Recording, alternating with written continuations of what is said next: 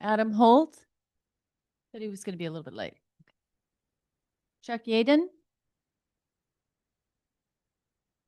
Wendy Osborne, did she make it? Lino Mendez. Here. Larry Westerlin. Present. Ashley Webster. Jen Guerra. Present. Joseph Amador. Here. Susanna Ledesma. Here. Sarah Montemayor. Greg Garcia. Here. Lee DeLapp. Present. Darren Rose. Present. Mona Cummings. Scott Miller.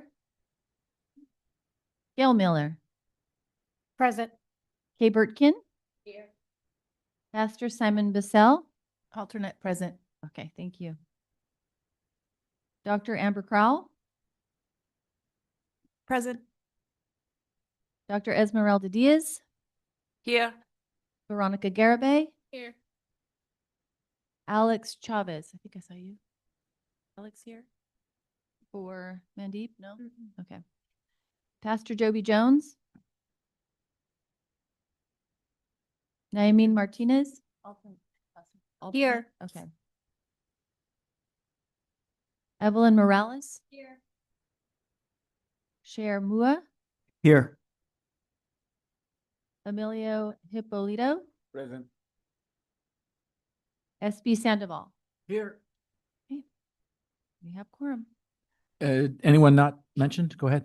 Yeah, I'm You're an alternate? replacing Jody. For Pastor Joby. Joey. Okay. Okay. Gotcha. Okay. And Artie Padilla. And Artie Padilla is here as well. Yeah, I got it. Done. Oh, Yeah, I sorry. didn't And hear- Nick Palladino. Yeah, present. Sorry about that, Nick. Okay. Okay. So how many do you have on your list there?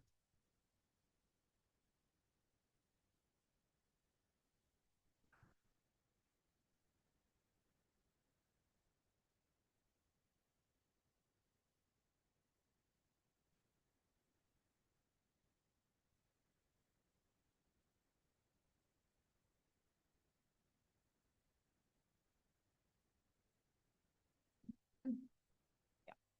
25. Okay. And Adam's going to be here. All right. So 25 plus a possible one. Let's go around the table just to double check the numbers, because count off numbers, make sure we have the 25. So start one. 1, 2, 3, 4, 5, 6, 7, 8, 9, 10, 11, 12, 13, 14, 15, 16, 17, 18, 19, 20, 21, 22, 23. 24. 25. Oh, the math works. Great. Now, the second thing I wanted to go over was what we need for a quorum. I know there have been some members that have missed some meetings, so therefore are no longer on the committee. So what is the appropriate size of the committee? And then we can determine what the quorum number is. Chris, you said there are some people that haven't shown up.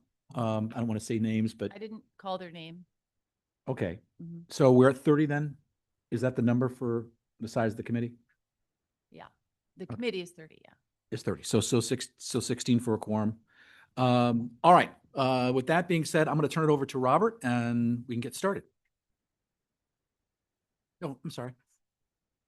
Can I make a suggestion before we start, that just to keep the discussion moving, since we have so many things on our plate, to follow Robert's Rules of Orders, which means nothing can be discussed until someone has made a motion, it has been seconded, then we can discuss the item. And that gives people the opportunity to call the question if it seems like it's time for the discussion to wrap up. So it just kind of keeps us from spending too long talking about any one thing. Yeah, the idea was going to be that Robert was going to go through the initial slides and comments received by the categories. We're going to do this by category. And then we're going to open up to public comments, if the public makes some comments about the categories, then turn it back to the steering committee to deliberate the matters, talk about the issues in the category, ask technical staff for their input where their steering committee has some questions, and then make motions and take votes at that point. That was going to be the logic of each category. Okay? She's talking about a procedural. I understand that, but I'm giving you kind of the more general thing, how we're going to deal with each category. And so just to let you know where public comment fits in, where steering committee discussions fit in, where the motions fit in, just the sequence of events. Yeah, that makes sense. It's just so if, in order to discuss an item, someone needs to motion, it needs to be seconded. So that way we're not jumping from topic to topic. We can only talk about the motion that's on the Yeah, floor. yes, fine, sure. Go ahead, Robert. Okay, so to begin with, what's in front of you on the table, just to clarify, we somehow posted mistakenly a clean version of the guidelines. So what's in front of you is the strike through. So it should be the marked up version to help show you what has changed since your last meeting. And we're going to go through that in the PowerPoint as well to highlight those key items. And then also you have new copies of comments, public comments on two of the categories where we received comments since last week. So those are in there, and I can address some of those. So we've had I'm going to skip through a lot of this very quickly because we've already gone on this. A lot of this is directly from last week, explaining the different categories, what they're for. And we're going to get into, okay, so we start here. And so this is the beginning of where you made decisions that have been incorporated into the guidelines that are in front of you on hard copy. So the 70% average, so again, the comments that you'll see in the PowerPoint represent, an aggregation of comments based on either the number or kind of the intensity of comments that we received on given issues for each category. So I think this was like the second most or thereabouts commented upon issue. So the issue had to do with a 70% average or a 65% minimum PCI requirement on all existing neighborhood streets and roads before the 5% that was intended for road widening in this category could be accessed. So we had a recommendation to include language that provided some wiggle room there, expanded eligibility for road widening expenditures under very specific circumstances. And the green represents approved language, demonstrate those projects that demonstrate significant safety or mobility benefits as supported by traffic studies that demonstrate reductions in fatalities and serious injuries for all road users. Eligible projects include dedicated transit lanes, dedicated and protected Class 1 or Class 4 facilities, safety-motivated turn lanes or intersection improvements that benefit all road users and that do not impede bicycle or pedestrian facilities. That's page 15. Another area where you agreed was to adjust the goal for reducing VMT now is adjusting it to reducing greenhouse gas emissions. And that is as prescribed by targets established quadrennially through the Air Resources Board. The complete streets elements on all category projects. Page 16, language has been adjusted to include these elements, quote, where feasible. And then we have a couple of areas where a couple of issues where you voted down suggested language. So that is including the vehicle and street equipment for engineers and surveys as eligible expenditures, and an expanded definition and eligibility of mixed income development to those that are deed restricted by affordability. In that case, the language now reads: a local jurisdiction may use existing neighborhood streets and roads program funding to support transportation infrastructure and other related costs to enable infill multi-use housing within existing neighborhoods. Each jurisdiction shall ensure that at least 20% of units within the project are restricted to extremely low, very low, and low income units. Robert, whenever the appropriate time is with this particular one, and I know I made the motion for that and we passed it, I've gotten some feedback on some wording changes. Would that be later on after we do public comment? Okay, great, thanks.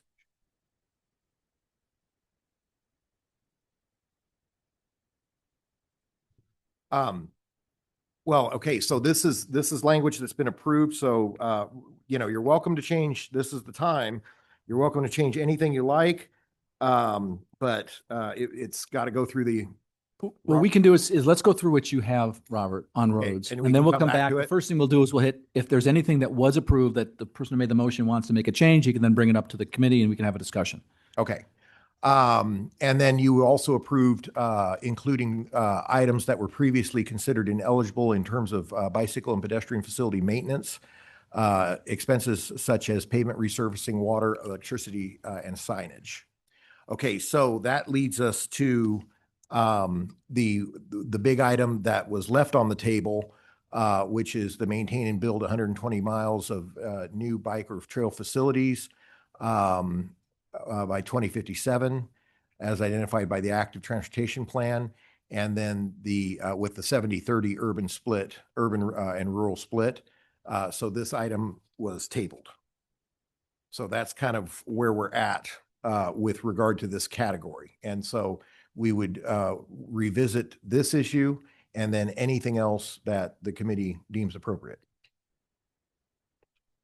I believe also the question of unincorporated areas was under roads, and that was also not agreed to. The disadvantaged and incorporated Yes, communities. that was not agreed to either. Are you thinking about, that's under roads, right? It's under the roads category. Yes, that's something That should be addressed. There's three different, can I make a suggestion that maybe Sure. we get a sense of all of the items we have to discuss instead of just jumping in, so we What get. we're going to do is do it by category. So the answer is yes, but by category, and that's why I'm bringing it up. So to the extent, Robert, you said this was it in the category, there's more to it than that, I think.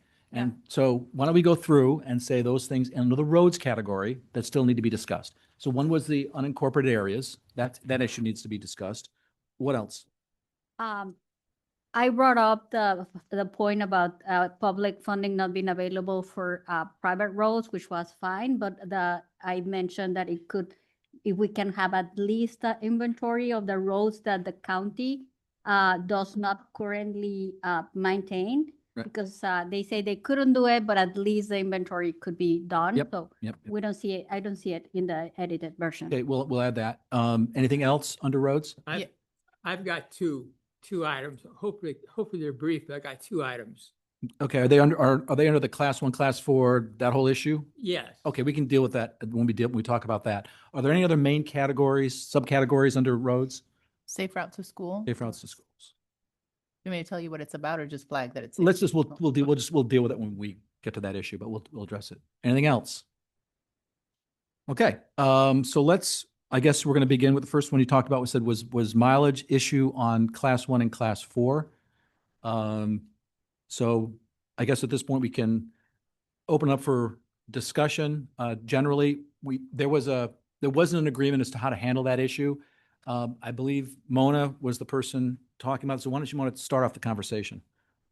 Okay. Mark, I'm sorry. It's just, again, someone should make a motion and it should be seconded Okay. before we discuss an Fine. item. We can't even discuss it until there's a motion in a second. That's So, Robert's rules, yes. yes, yeah. Go ahead. Okay. Then So make a motion. I'd like to make a motion that this state 150 miles consisting of a split between class 1 and class 4, with 90 miles being class 1 and 60 miles being class 4. Okay. But that is split between the Fresno, Clovis, and County Island metropolitan area. It excludes other county cities.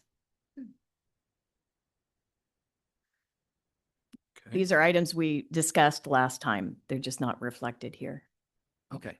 So then we would need a second on, Excuse me, sure. point of order. If we're going to do Robert's Rules of Order, I'd like to. I just want to lodge an objection to going under Robert's Rules of Order with the change that we have now, that we can only discuss something if there's a motion.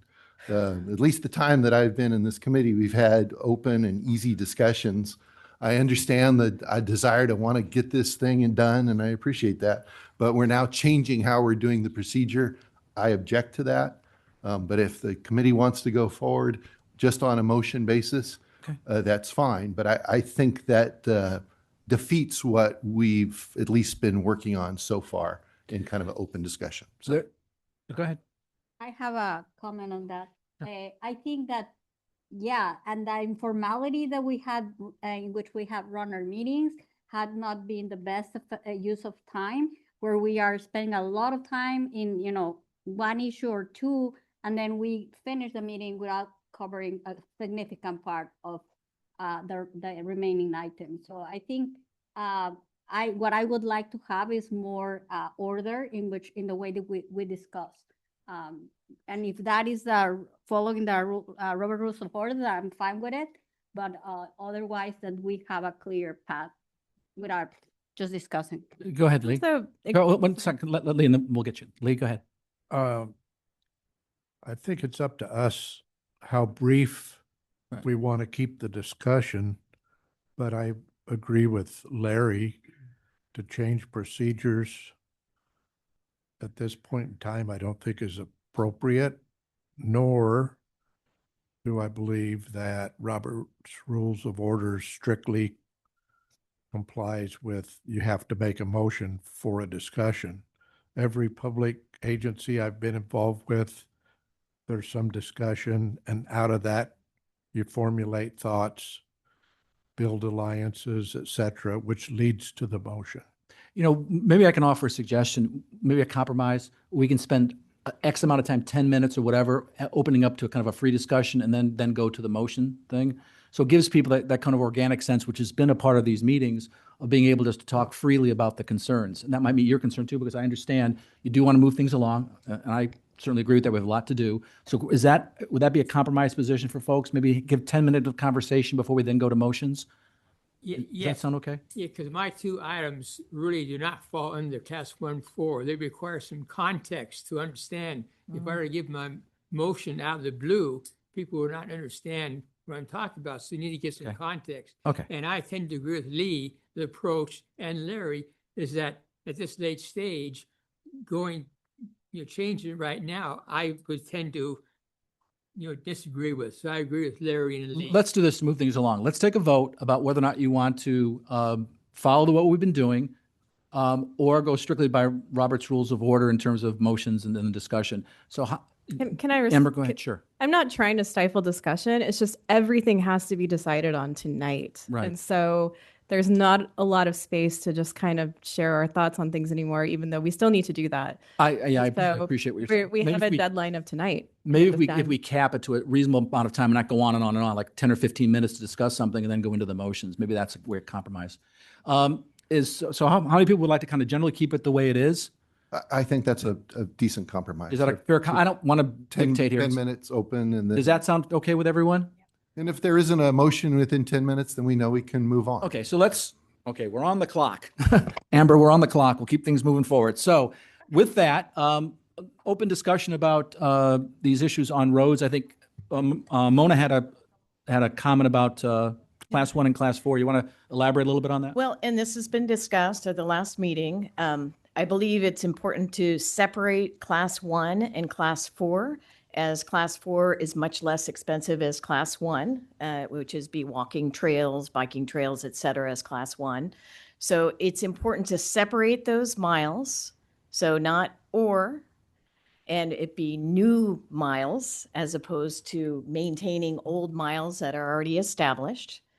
And then since the objective with the transportation tax is for utilitarian transportation networks, we should focus on the metropolitan region between Fresno, Clovis, and the county islands, not obligating the other county cities unless they reach, I don't know if it's 25,000 or 50,000, that's supposed to The be. current measure is 25,000. 25,000. So whatever that agreed upon to where they actually have to put together an active transportation plan, and then they can adjust to the proportions that are set forth in this scenario. So this is just, it's not a split between urban and rural. Rural, in itself is not considered urban transportation. So I believe that we should allow a little bit more flexibility in the county, the other smaller cities, and put the obligation on where the proportion, the larger population lives, and that's Fresno, Clovis with the County Islands So I area. think if I can summarize, what you're Yeah. saying is that specific mileage requirements would be for the Fresno Clovis urban area. Yeah. The other jurisdictions, until they hit a whatever population number, Yes. it's still an allowable expense. They could still do that, but they're not required to hit a certain number. Absolutely. In fact, they're encouraged to do that, right? We did hear from the public that that's important for other smaller cities to actually be striving for this early in the game so they can utilize that funding if they'd like, right? Some roads funding in class 1 and class 4 newly built. They're expected to show some sort of progress every 10 years or whenever they report back, but they're not obligated in the same way as the metropolitan area. Okay. And you said something about utilitarian. Yeah. There's something in there about recreational, though. What is Yeah. your? So recreation isn't the point of this funding. So it's extremely important. Funds shall be used to create a comprehensive, connected network of pedestrian and bicycle routes that link homes, schools, parks, transit, and other key destinations. So we have to focus. It's not a recreational tax. It's actually a transportation tax. So in an effort to actually be very careful with taxpayer funding, we need to focus on the utilitarian nature of this transportation network. Okay. Other comments?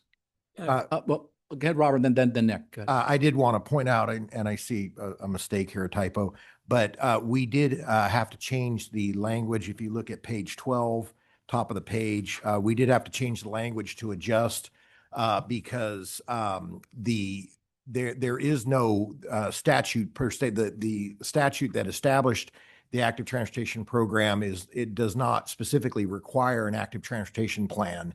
That was pointed out. And so we did adjust that to say that the requirement that we're discussing would apply to any jurisdiction responsible for producing its own active transportation plan in order to be competitive for active transportation funding. So just a point of clarification. So it no longer has and that was true the last time too. We took off the number, the population threshold, and simply left it because that's subject to change potentially. So it's no longer the 25,000. I think that's where it sits today. But now the way the language reads, it's simply that in order to be competitive as a practical matter, in order to be competitive for active transportation funding under the state guidelines, certain jurisdictions above a certain threshold have to have their own active transportation plan. And the language now reflects that, just to clarify. Okay. And there's one last piece, if I can just say it, Yeah. that way we don't have to go on and on. The up to 20% of this requirement may be met by routine maintenance. That really is not acceptable. That is something that we can actually go back to. There was an amendment specifically with Clovis in 2013, which there was a concern about if we build the trail, how are we going to take care of it? And so there was an amendment put in place for the ability to tap into funding for basically the establishment period of that trail. And that was up to 5 years, and it had certain parameters within it, limitations of that funding. So it's already in the current measure. If we can put it into this for how that funding can be used so that it is not utilized for trails that are already in place or ongoing, right? For 30 years, we don't build a trail in 2 years from now and expect that trail to be supported by Measure C for the next 28 years. Okay. All right, Nick, let's go. Yeah. How did you arrive at that breakout? Repeat the breakout, first of all, 150 miles, and how did you arrive at it?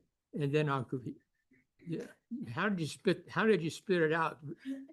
What was it, 60? That actually can be adjusted.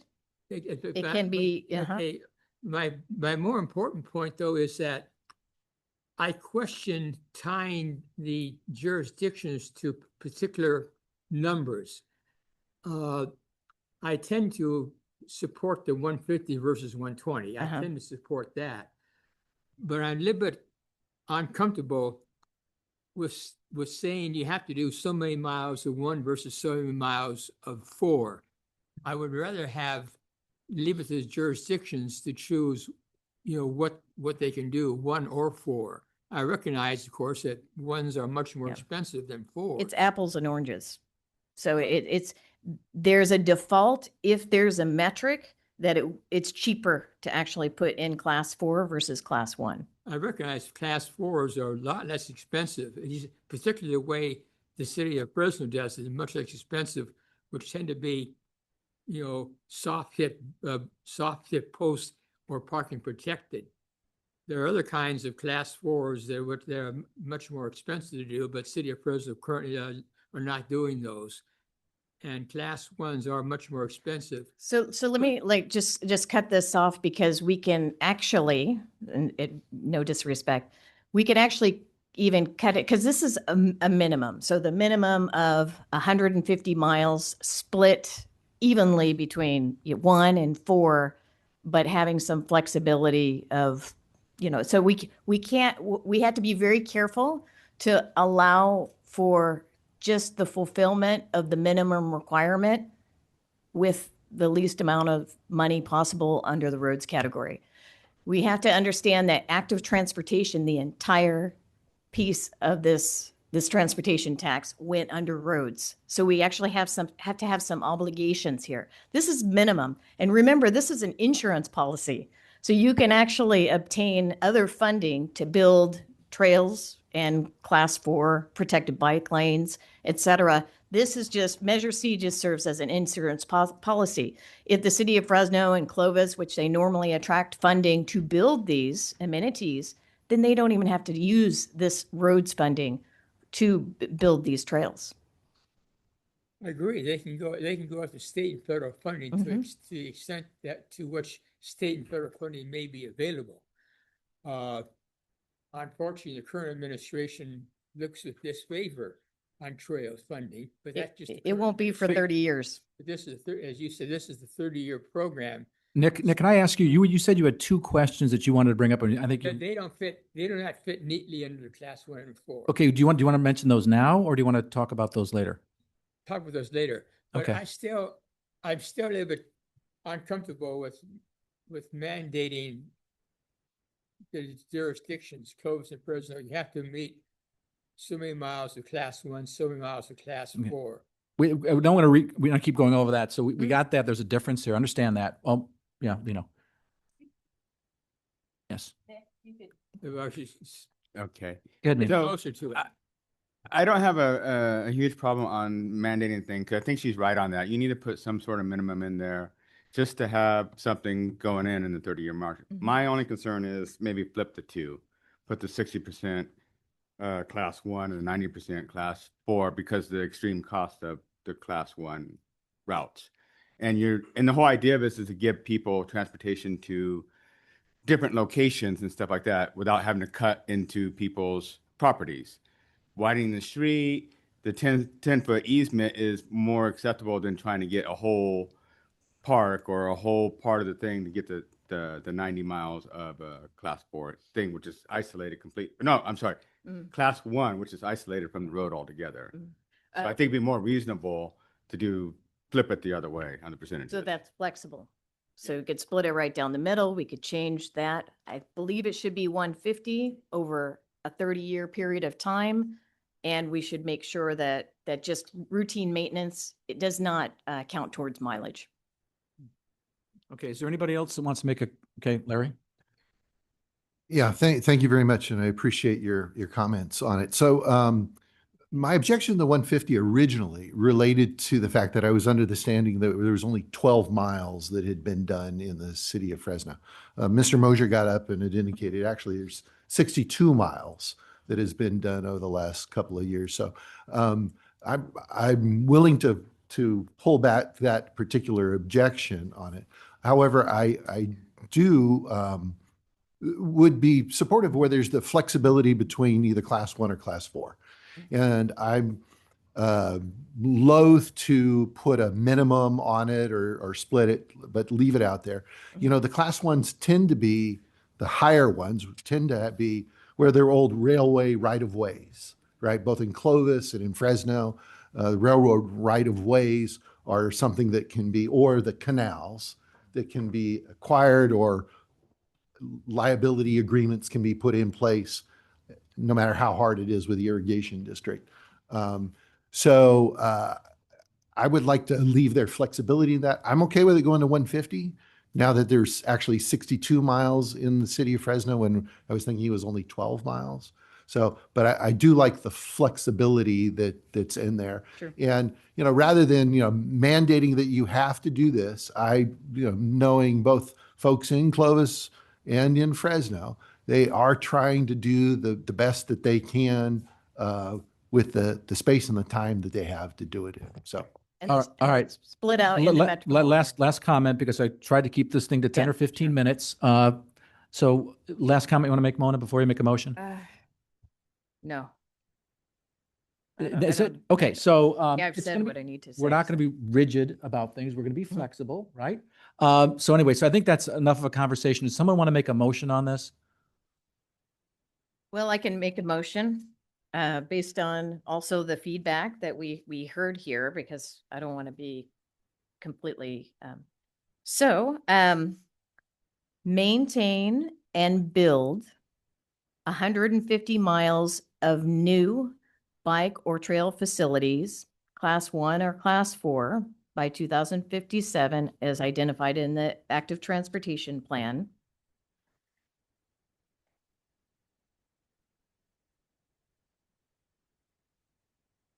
But that the requirement not be met by routine maintenance. And this is set for the Fresno metropolitan region, including Fresno, Clovis, and the little bit of the county,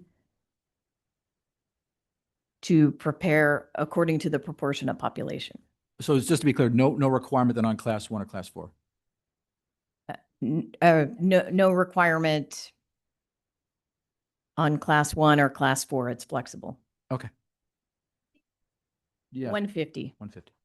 And only for Fresno. Fresno, Clovis, and a little bit Metro of areas. percentage of the county to create this active transportation plan in the region, metropolitan region.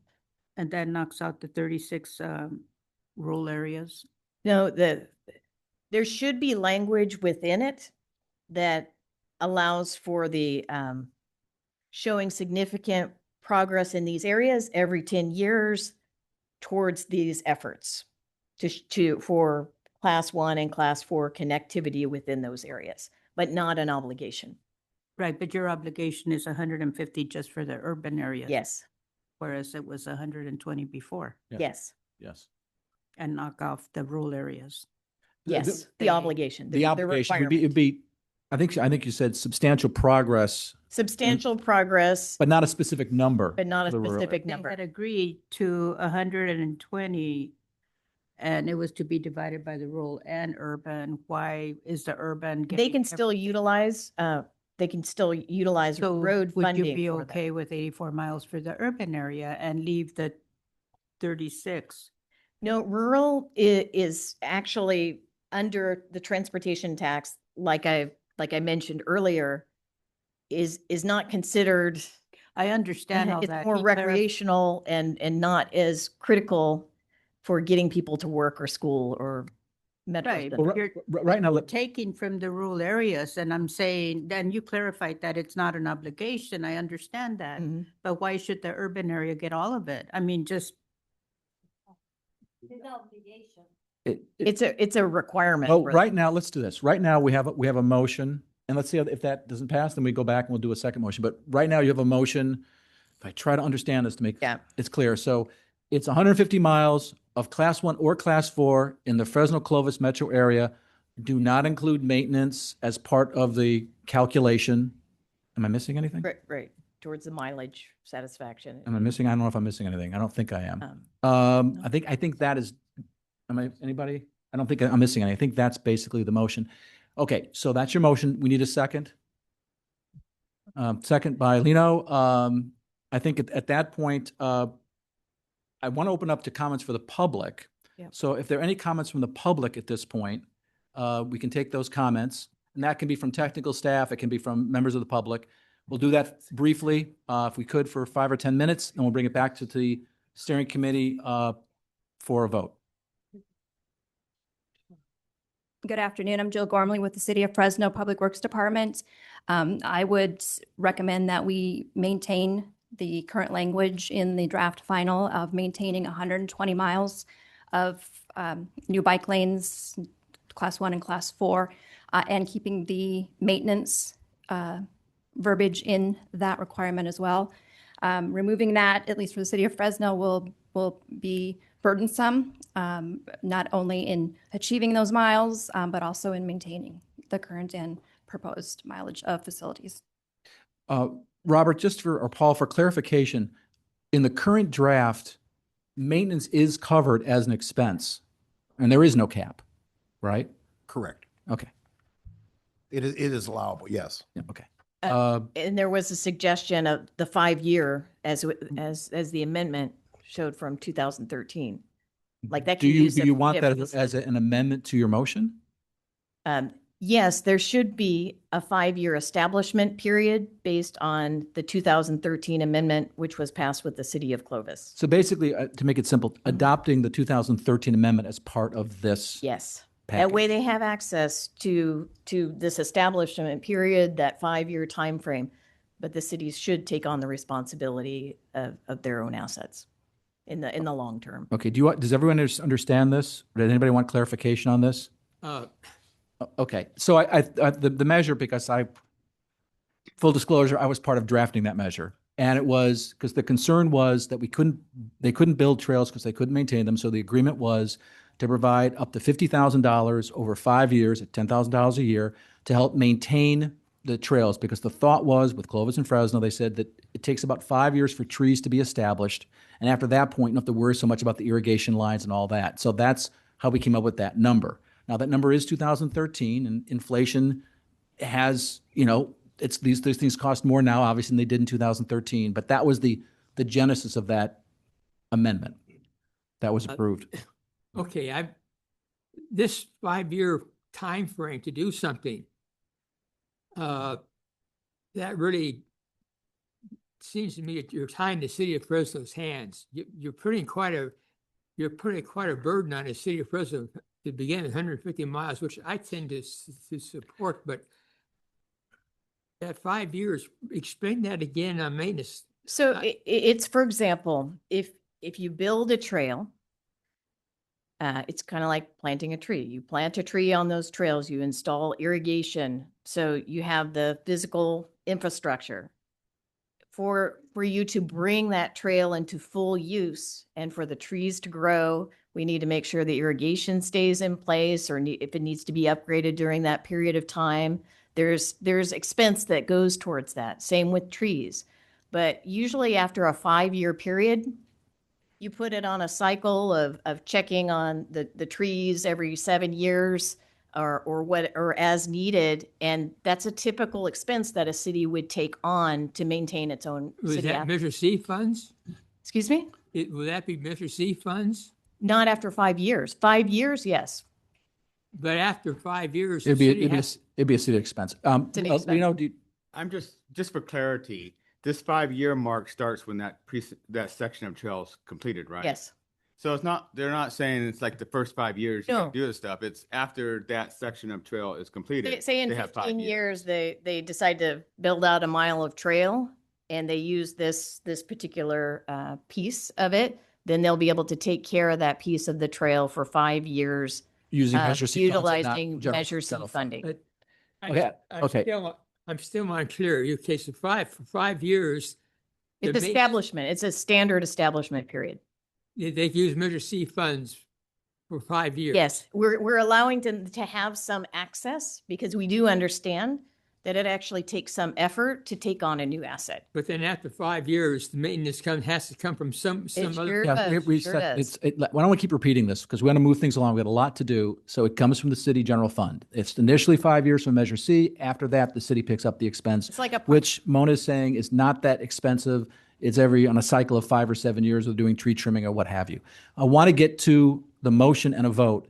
So I know, Larry, you want to make a comment. I can see you. But if it can be very brief so we can get moving along here. Yeah, I was willing to support the motion until the 20%. The 20% is required and needed for the city to maintain those. They're not going to take a hit to the general fund. This is not providing fire services or police services. I can tell you when I was with the city, our cycle to maintain street trees was like 152 years to get around. So if you want the trails to be nice after they've been established, if you want them to be watered and maintained, we have got to provide money to do that. And I'm sorry, I respectfully disagree. It's expensive. It's going to require regular maintenance, people going through cleaning up trash on a regular basis. This is stuff that gets trashed all the time. Can we move this along? Because So- under the current draft, maintenance cost, there is no 5-year cap. Right. But, okay, so that expense would be picked up by Measure C, so that takes care of your concern. In terms of the, so it would eliminate the 5-year thing. What it would like take care of Mona's concern if they struck out the 20% being used as a mileage Right, equivalent. as a mileage. So just take that part out, leave it as is, that maintenance will be covered by Measure C, period, however long it takes. Which the That verbiage would is- seem to address both concerns. Yeah, Well, I've never figured out how you count 20% of. Yeah, I don't- It I don't- doesn't make any Okay, so mathematical sense that I could. So let's see if we can do this a little, if we can pull back the motion, see if we can do it, try it again with everything that you wanted. So it's 150 miles of Class 1 or Class 4 in the Fresno-Clovis metro area. We would not count maintenance toward the building of new trails, period. Maintenance is already covered for the entire period. So that's all you have to do to get to both, to accomplish both things. Is that a fair way to? It is, I don't want them to miss out on the establishment period, the amendment that was done with Clovis. Well, you still have that because it's general maintenance. So the answer is yes, you'd still have that ability for that period of time. Hey, yeah, so just a quick note, page 21. Pedestrian and bicycle and pedestrian facilities maintenance, and it specifies ongoing maintenance. And in fact, there were additional items that previously had been precluded. We discussed that in the PowerPoint. Items that had been previously precluded as ongoing maintenance have now been introduced and approved. So the maintenance costs are covered. Correct. Okay. Okay. So that addressed Larry's concern. All right. So with that, I hope that was clear. Now, some of you have to make the motion so it's clear for everyone, if you would, please. Okay, right. Well, let me go back, get a little depth. Okay, so maintain and build 150 miles of new bike and trail facilities, Class 1 or Class 4 by 2057 in the Fresno-Clovis metropolitan area. And eliminating that you said the 20% for Yeah, and okay, eliminating the satisfaction of mileage by maintenance. maintenance. Okay, so that's the motion. Do we have a second? Second, Lino? Okay, call for the vote. Let's just go, I guess we'll count 1, 2, 3, 4 and around the table. Is that I okay? just have a brief question. Does Sure. that eliminate section B on this about the requirement for those other jurisdictions? That's the way the motion, yes, that's the way the motion is. Yeah. Okay, so I guess we'll just call for a vote. All right, and let's go around the table. If yes or no, we'll start. Actually, raise a hand. We'll count it off. It's a lot faster. So those who say yes, just count off 1, 2, 3, 4 to the mic and just go forward. I vote no. So would you just say your number if you're voting? Yeah, 1 no maybe. One no. Names? For what? We can just go around quickly around the table and we can see if we have a vote. So just say 1 no, and if you're the second no, say 2 no. If you're the first yes, say 1 yes, and we can count it that way. Just 2 no. 3 no. 4 no. 5 no. 6 no. 7 no. 7, 8 yes. no, it'd be 1 yes. It'd be 1 yes. It'd be 1 yes. That will be 1 yes. Okay, 1 yes. Okay. One yes. 8 no. 10 no. 9. 9 no. We're at 9 now. If you're no, we're 2 if we're at yes. 10 no. It's 9, but anyway, okay. Ever. 10, am I 10? You're 10. Thank you, sir. No. 2 yes. No. What number were we on? 11 no. That's 12. 12 no. Okay. 13 no. 13 no, go ahead. Yes, 3. 3 yes. 14 no. Yes, there you go. 4 yes. 15 no. 16 no. 17 no. Okay. 5 yes. 18 no. Okay. And a strong 7 yes. There you go. So, okay, so that one did not pass. So someone want to make another motion on this? Or see if we can get a compromise position here somehow? Mark, if I may make a suggestion, Yeah. the threshold at this time is 19. So if you just want to count yes votes, It's 18. I think we have, We have 26. 30, we have 8%. 26. We have 26. We have 26. Game. So 70%, 19 yes. would 19 be- is the threshold. Yeah, so you could Okay. just count yes votes. Okay, okay. So someone want to make a motion, for something that could get a yes vote on this? Yeah. Does anybody have a motion that would make a yes? You can vote? try again, Moan, if you'd like. Would reducing it back to 120 be another motion? Sure. Yes. I move we do everything she said, but reduce it to 120. Okay, that's an easy way to say it. Everything that Mona said, but reduce it to 120. We want to call for the vote. Give a second for that? I'll second that. Have a second. Okay, let's go around the table and this is just a yes, make it simple. Just yes. So let's go around the table. Just raise our hands. No, no, no. 1 yes. No. Yes. 2, Yes. 3, No. Yes. 4, Yes. 5, Yes. 6.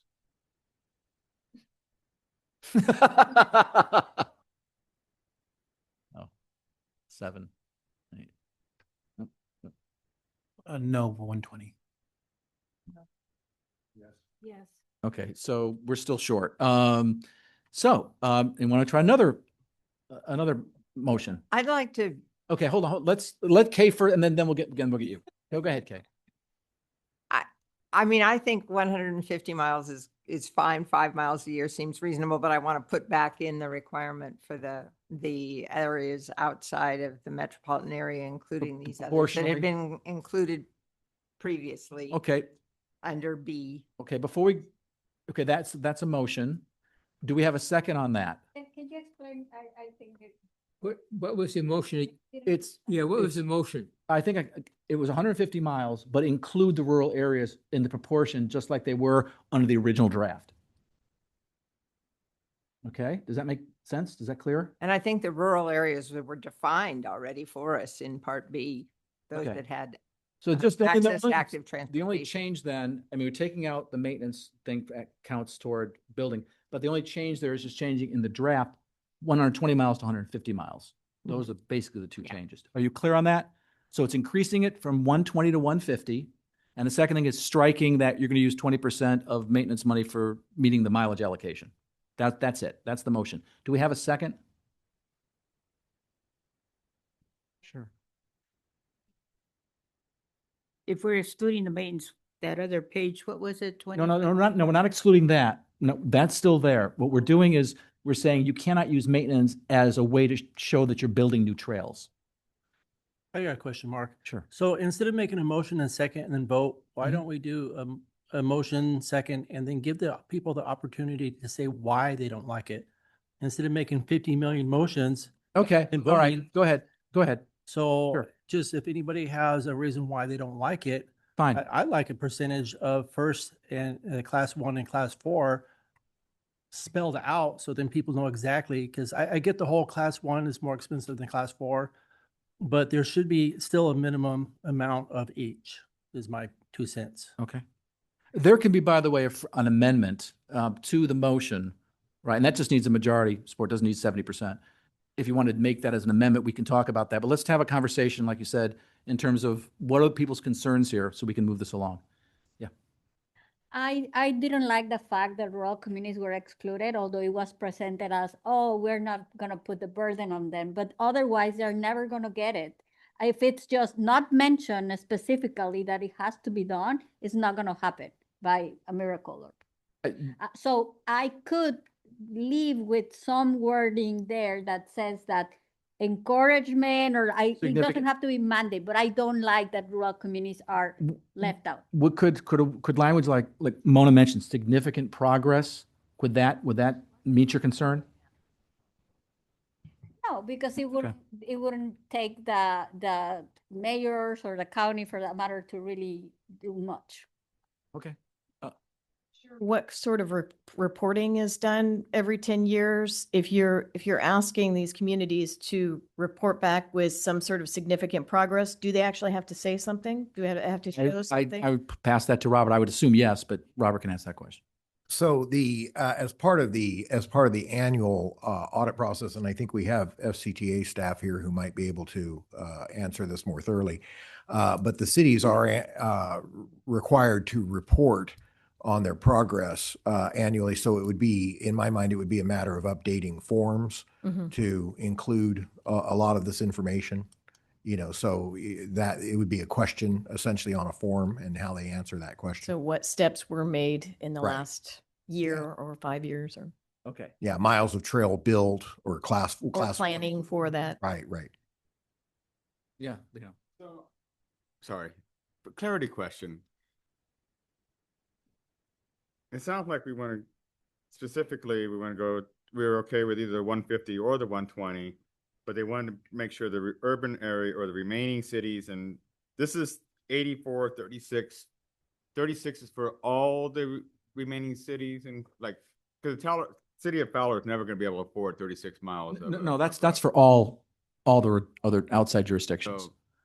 Okay. So we're basically going back to the same wording that was on there to begin with. Right. And the only thing they might want to add is what Chuck was saying was a percentage of which one's class 1 and class 4. And if that's the case, like I asked you earlier, maybe flip the numbers, make the 60 miles of class 1 in lieu of 90 miles because of the expense in trying to take property or eminent domain to try to make that happen be really costly. So as part of the revision or amendment, as you said, is go back to the original wording, the 120, the 8436, and then add a section, and you have to explain it to me how to word it, is basically the 60 miles, target 60 miles of class 1, 90 miles of class 4. Yeah. Point of order, Kay's motion is on the floor still. I'd like to amend my own motion to say a minimum of, instead of mandating exactly 120 miles, a minimum of 120 miles. And I want to say that that's in there, but I might be wrong. No, not yet. No, it just says built. Okay. All right. Minimum of 120. Yeah. I have a question. Sure. Regards to the gentleman's concern about 1 or 2, what is it, class 1 or class 4? Yeah. Shouldn't it be up to the jurisdictions to figure it out instead of putting an exact percentage? That's your decision. Yeah. If I could, I'm with Gloria. I think there needs to be some flexibility in there and requiring a minimum of one way or another.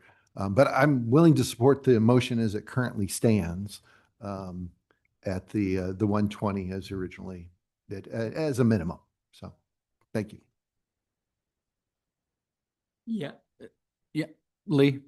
Yeah, I just want to provide a little guideposts. These are guidelines that we're talking about.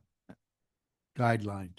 No, they're metrics. We're getting awful specific for guidelines. And it's getting us bogged down. Look how much time we spent so far. Well, this obviously was a contentious issue last time. Some of these issues are going to take a little longer than others. I understand that. Everyone needs to have a chance to say what they need to say. I want to go back to Kay to make sure we're all on the same page. Kay, if you would please, could you restate your motion so everyone is clear on what the motion is? Because there's been a lot of conversation. Let's make sure it's clear. Okay, I think basically it keeps the same language, but it says at minimum, instead of, Okay. an At minimum. absolute number.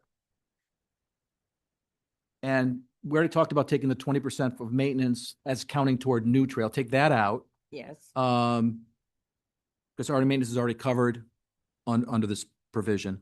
So it's at minimum of 120. 120, yes. Minimum of 120. That's, and this taking out the, you can use maintenance as a justification or for building new trails.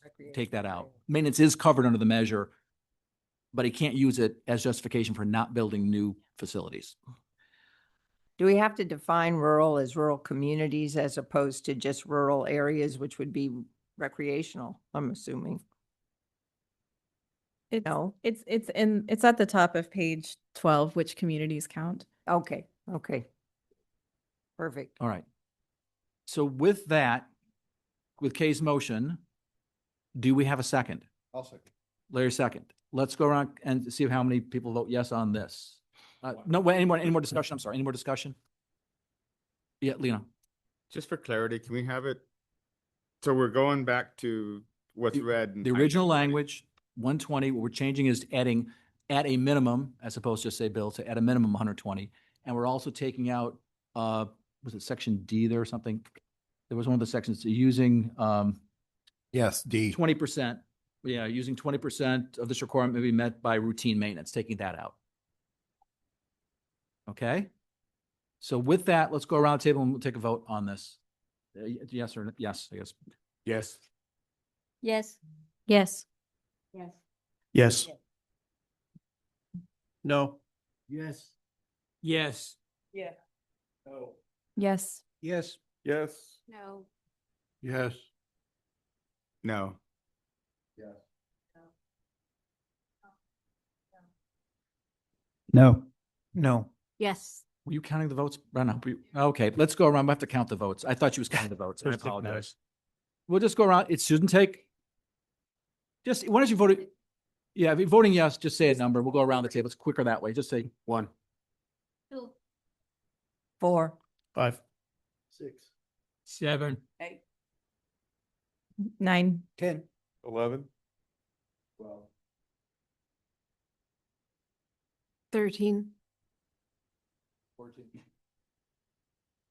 Okay, we said it was 19. We need 19 votes, so that fails as well. Try again. Yeah, I think putting active transportation roads was not a successful choice. Because we're looking at something that leads to about not even 1% of the transportation budget, assuming that it'll default to class 4. So I'm just letting you all know that currently, in the current measure, it's 3.1%. In the one that we agreed on, at the beginning, we started with 6%, and then when we moved it to roads, it was whittled down to this. So this is what we're coming out of into this measure is active transportation is very, very small. So trails poll well. People like trails. Well, let's see if we can get a motion, see if we can get this resolved. Larry, do you have a quick question or point? Well, yes, let's not roll backwards. I think we're really pretty close. I would like to hear from Ms. Garabay or some others on what the objection is to the motion. So help us craft a solution, just not vote no. How about that? Well, sorry, everybody. I'm Mark, if sorry. Anyone who voted no, what your concerns are? Make a motion to leave the language as presented by staff. Second. I'm sorry. Second that motion then. You know, because we discussed this in length at the last meeting. My concern was about the rural communities not be penalized if we could not meet the requirement. And we discussed this in length last meeting. Mm-hmm. We're into it about an hour now. So, I mean, what more do we need to talk about? I just want to make sure I understand because the rural communities are required under this provision to Okay. they are. It says 36. Yeah. But there is a, hold on. No, they're There's- excluded, the language, I thought you added them. I'm sorry, go ahead. okay, so what is in the draft now Mhm. excludes, it says the requirement above applies to any jurisdiction responsible for producing its own active transportation plan to be competitive for state active transportation funding. So again, that translates to under current standards, you know, that assuming that nothing changes, that's what's in there now. Okay. All right, so we have a motion. I think Veronica made the motion. I We had a that second. by Joseph. Let's go around the table. Any discussion on that? Any further discussion? Yeah. No Mandip. change. No change. I mean, does that include the 20% for maintenance? So no change. Just accepting it as was previously proposed. Mhm. So go around the table. Yes. Yes. Yes. Yes. Yes. Yes. Yes. Yes. Yes. Yes. 12 is yes. Yes. 14, yes. 13, sorry. Yes.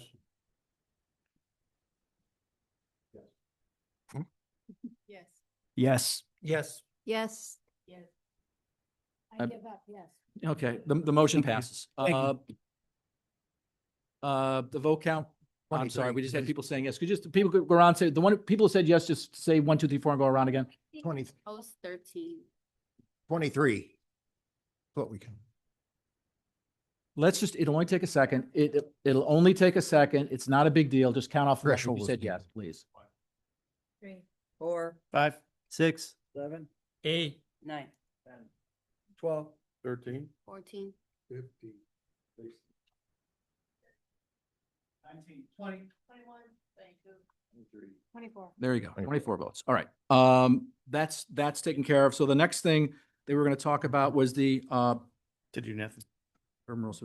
is the unincorporated areas, I believe, is the next. No, if you're going based on the order of the document, it's the Safe Routes to School one, right? Okay, Am I right? that's on my category. Fine. We can go to safe routes to school. That's fine. So, That should be an easy one. And it's on page 12.3. So under required metrics, 0.3. Just to add the same formula, the same 70-30 formula to the Safe Routes to School section that we have done with trails. So 70-30, basically. Just where would keep that consistent? go? Where would that go? So I just said that. So under required metrics, I see that under 3. Where would it go? Under A or B? Where exactly in the B. sentence? C. Yeah, sorry. Thank you. Yes, see? It would be a C. It'd be a new thing. So 70-30. Read, I think I wrote down the proposed language. Hold on. Yeah, so what is the language that you want? 1 second. Page is this? 12. This is So, page 12, 12. page 12, 0.3. and this is 2.2C. Oh, actually, oh. there's two things. 3. Yeah, it would be. Oh, sorry. Point It's 2 or 3? 3C, basically. 3C. Three, yeah, 3C. 3C. So sorry, it was two things. So one thing is adding the 1 mile radius, right? So that these projects include projects that are within a 1 mile radius. That's of school. there. It's there. Within a mile radius. And B, Oh, that's sorry, yeah. Well, that's great then. So then just the 70-30, adding the 70-30, the same 70-30 formula that we're applying to trails. Sorry. Should be pretty. And so 70% for the Fresno Clovis urban area and 30% for the rural area. Is that what you're saying? Correct, yeah. Okay. Just to keep it consistent. Okay, so just adding a subsection C under 3 on page 12, that just says that the allocation will be 70% for the Fresno Clovis area, metro area, and 30% for the rural area. Is that correct? Yes. Okay, that's the motion. Do we have a second? I second. Okay, any discussion? With that, let's go around then. I guess we'll take a vote, and just say 1, yes. yes. Yeah, but say 1 and then you're, no. Question, I'm sorry. Okay, stop it. We can't do the vote. We have a discussion. Sorry, I hadn't seen this language before, and I'm not sure I still see it. So on this new section C, I just want to understand what funding are we talking about related to the 70-30 split? So it's just, it's not, we're not changing any funding. We're just saying that the same way that we are asking for a 70-30 split based on population split for trails, we're doing the same thing for the Safe Routes to School project. And wasn't Safe Routes to School, so it was 5 per year that we're going to be done? So Yeah. basically, you're going to be looking at over a period of time. It should be a 70-30 split as to those. Right. Oh, as to the numbers. Right, that- as to the numbers, Yes. right. Oh, Right, yeah. Okay, not the funding. No, No. The To the number. thank you for that. Yeah, as for the numbers of projects. right. Okay, numbers of projects. 70% of 5 is 3.5. But it has to be averaged over a period of time. So we're not talking 1 year, we're talking over a period of time. Not half a project. All Right. So the county or the city isn't on the hook for all, whatever 50, all of the projects in that period of time. It's split 70-30. Right. And is the actually, it's 70%? 150 5 a year, right? So it's 150 projects total over 30 years. Is that, yeah, right?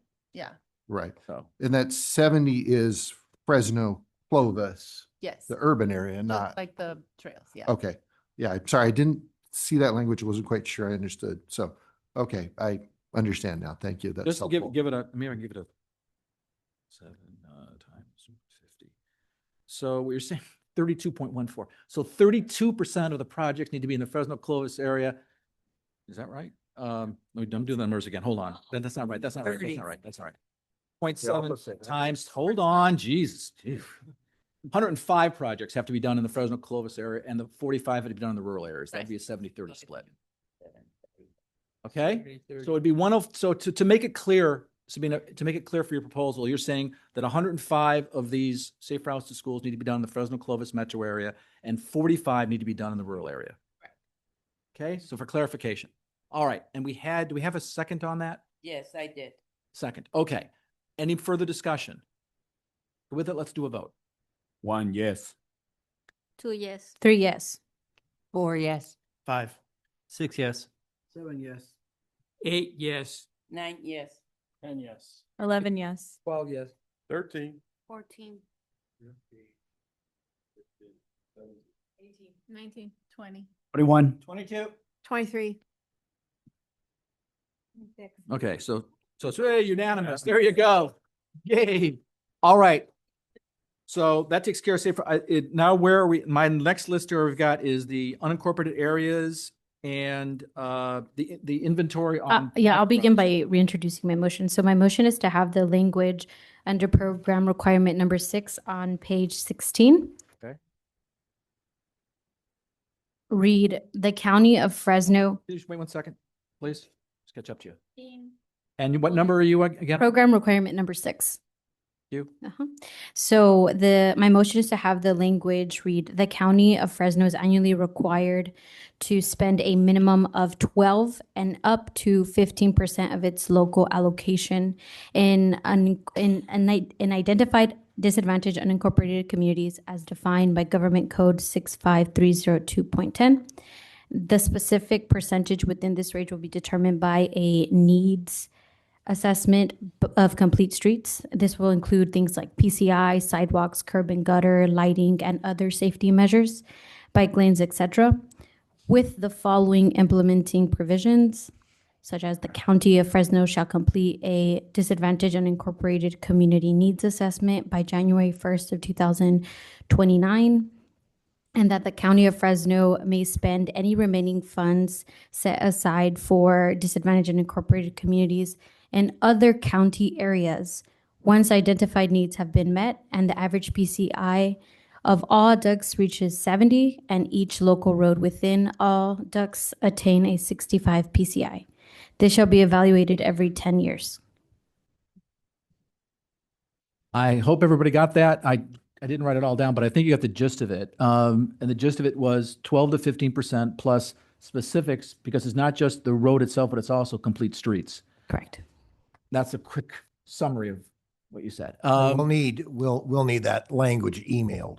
Yeah, of course. Not a problem. Yeah, of course. So with that, do we have a second? Second.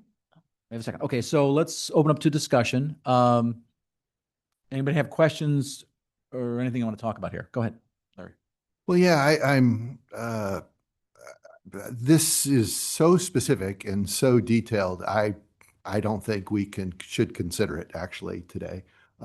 This should have been language that should have been forwarded to us when we were going through different iterations of this, so we could actually hear the county's position on it and what their thoughts are, because it is very specific and very prescriptive. So I can't. We do have the county in the audience. Yeah, let's if Mahamba wants to step up or from the county wants to talk about this. I don't know if he's had this language already and has had a chance to vet or take a look at it, but here at the last minute, It's not very fair to the county or the rest of us. You gave a summary of it. I'm not sure what all's entailed in that. So anyway. Good afternoon, Mohammed Alimi, Fresno County Public Works. We strongly oppose this proposed language. 7% is already too much. The unincorporated areas do have a lot of needs, and we have tried to really leverage our funding with outside funding to address those needs, but having or forcing the county to have a set aside allocation for these communities is absurd. So 7% is more than adequate. The roads in these communities is less than 2% of county roads. Okay, can you clarify what is 7% equal? And I know it changes over time. Paul, perhaps you can help on this.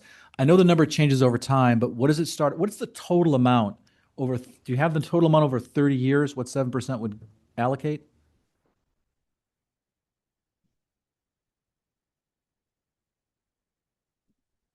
Doesn't matter.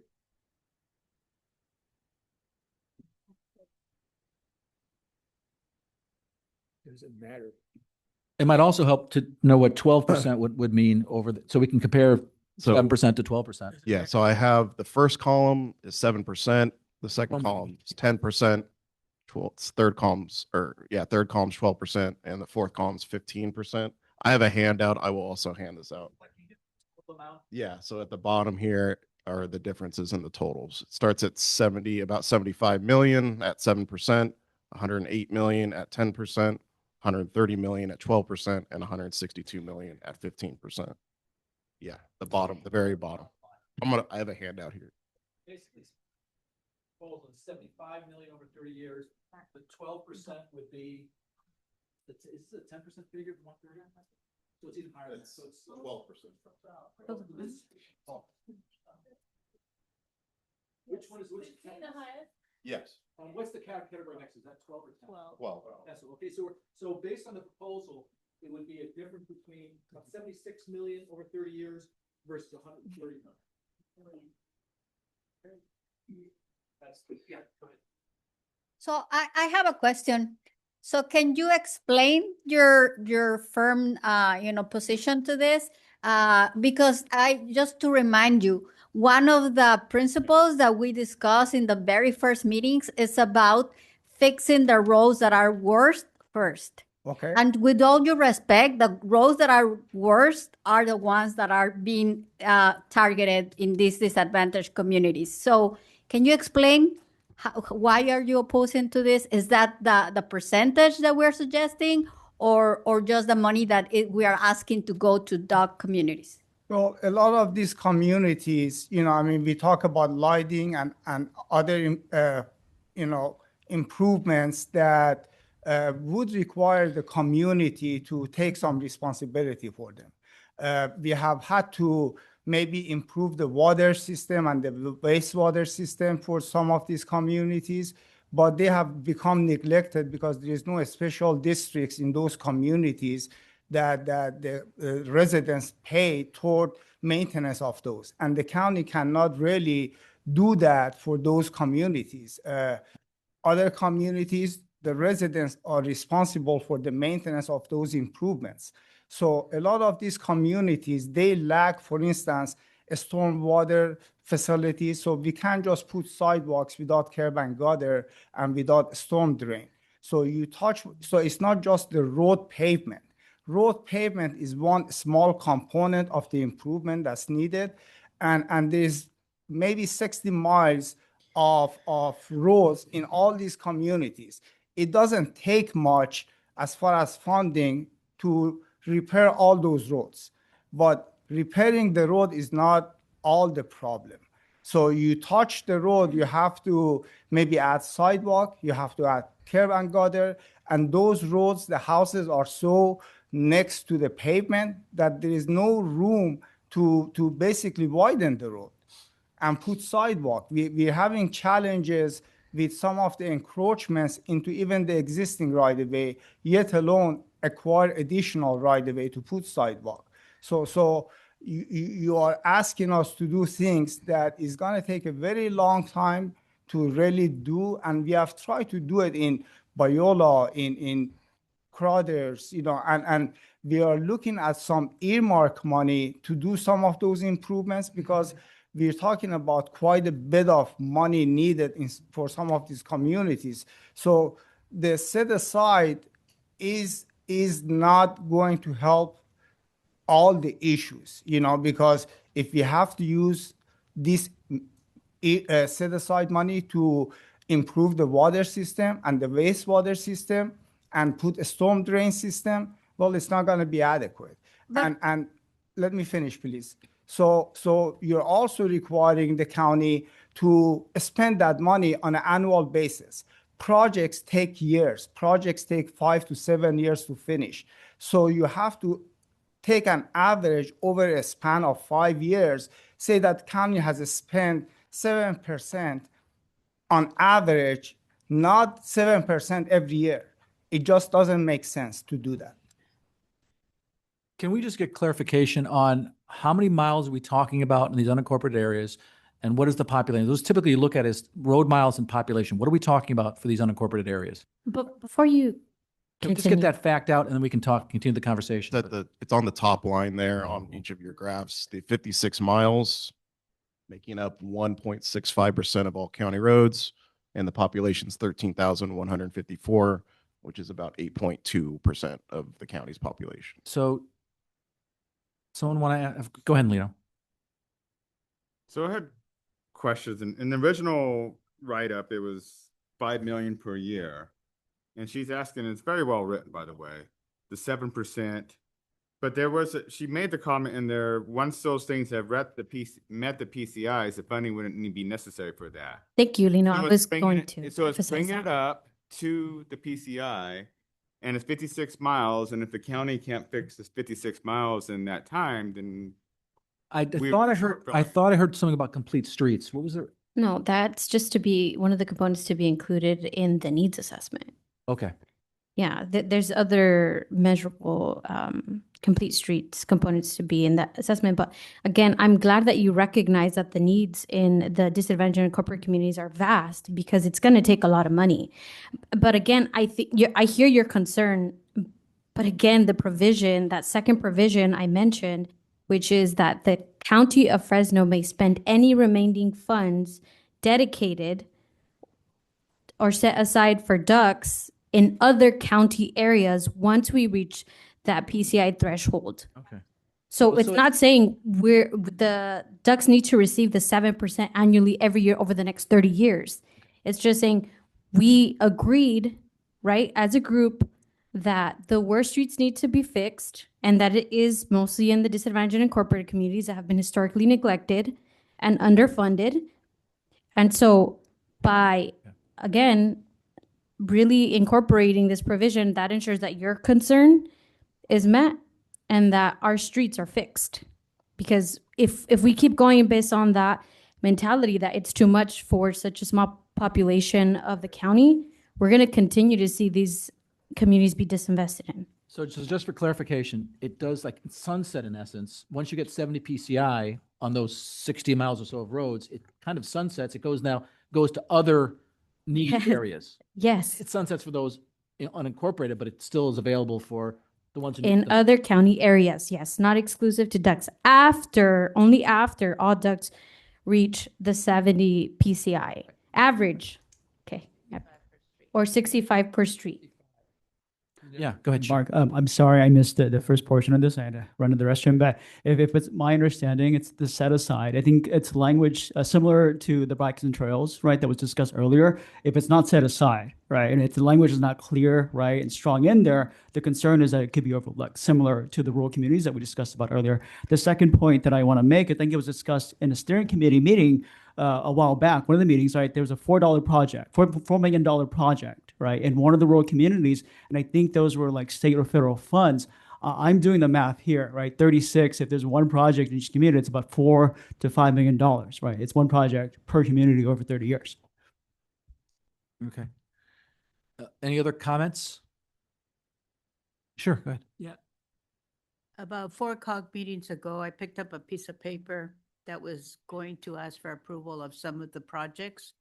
It was double page, single space, And of all of the little communities, I only saw Fresno County once applying for funding for a project, and it was in the county island. It didn't include anything out in the small cities. It was mostly the incorporated cities and the big cities. And so my point is, this is a way to make it happen, to bring equity and equality to the people that have been forgotten, to the communities that have been forgotten like forever. This is one way of reaching equity. Thank you. And leaving no neighborhood behind. In Mount Hold on. Whitney, on Mount Whitney in Riverdale, we finished several projects in Biola. We are doing projects in Cantua and El Porvenir. We're doing projects in Crothers. We applied for grants for Easton, but it wasn't received. So saying that the county is ignoring these communities is not true. I'm just Would it- pointing to that one piece of paper that I saw. Would it, I don't know what paper you were looking at. can I interrupt for just 1 second? Mohammed, just 1 second. Working on. If you get federal or state funding to get to 70 PCI in these communities, that meets the requirement under Measure C, and then the money would go to other disadvantaged communities. That Correct? is not the way the language That's is the way I worded. understood the motion.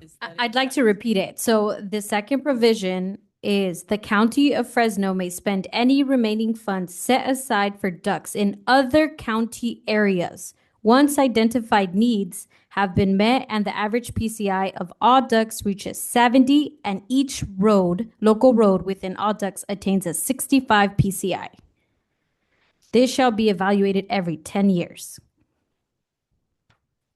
So we are still obligated to set aside money for these communities, even if their No, PCI. no, just to be clear, no, hold on, stop.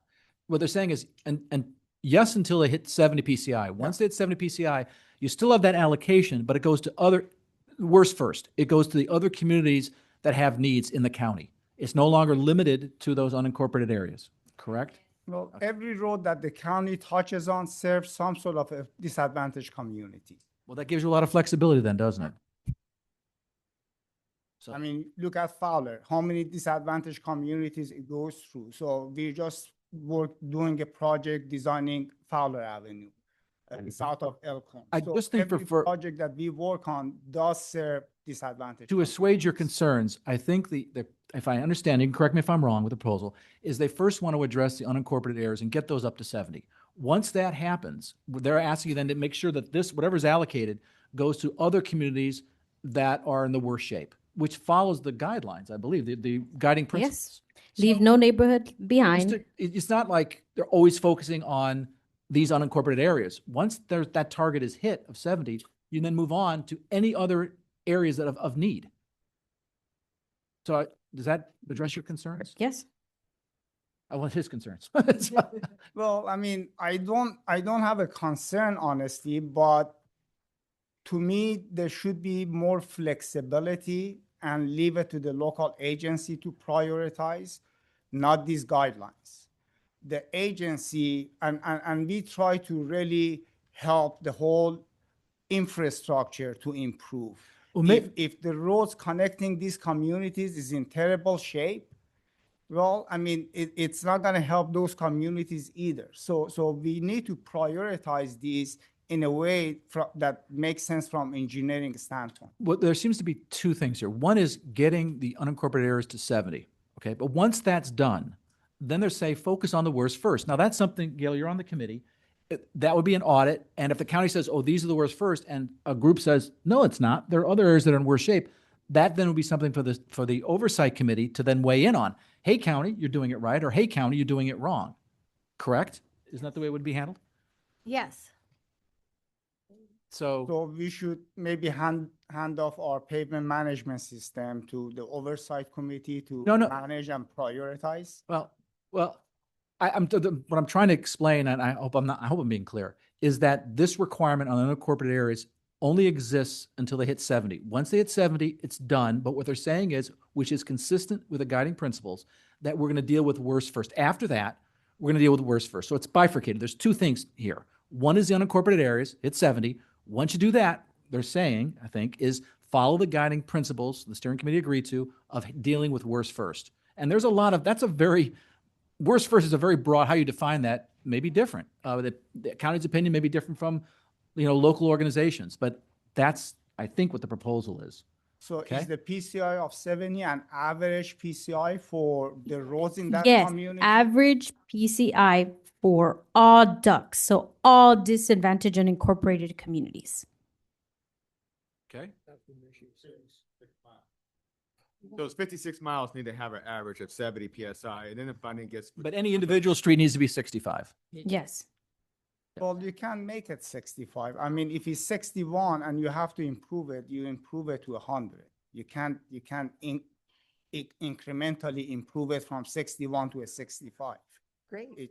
That's not possible. It- It goes to 100. So you improve it, it goes to 100. Okay, understood. And then over maybe 10, 15 years, it can decline to a 65. Well, that certainly helps your 70 PCI average, doesn't it? So, I mean, and I think that with the work that we're doing right now, in maybe 2-3 years, the average PCI in unincorporated communities or docks would be 65. Well, then you've hit the target then. Go ahead, Amber. I haven't heard anyone on the committee object to this, so can we call the question and vote? Thank you. Okay, we want to do that? Yes. Okay, with that, the motion was a very long motion, but I think we got the gist of it. I tried to summarize. We could type it up if you want. That would be helpful at some point. I can but- send it to, do you want me to send it to Robert or Share Paul screen. right now? And it could be projected if that makes you more comfortable. It might be just formally probably makes some sense to do that. Okay. Well, why don't we do this? We're into this already a little bit. Why don't we take a 5-minute break while we're getting that up? So use the bathroom or whatever, 5 minutes, and then we'll come back. And that way it'll be up. To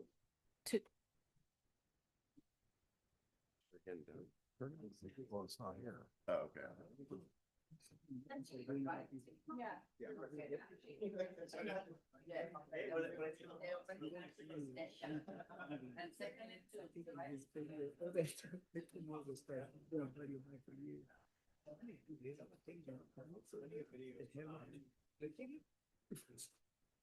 What do you do? Some of it is funny. I work for an architectural engineering firm. You guys do your job. Well, there's no an example. Digital script.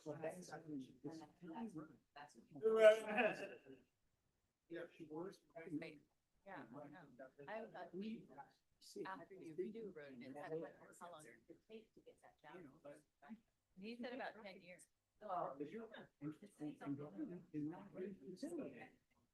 Now's the time.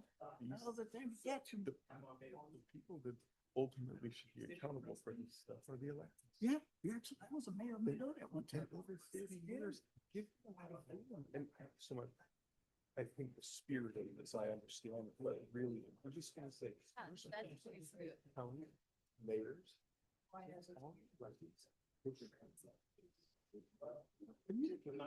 And when somebody goes on, we still haven't fixed this road. It's been 5 years. Engineer, attorney, all him. He was a.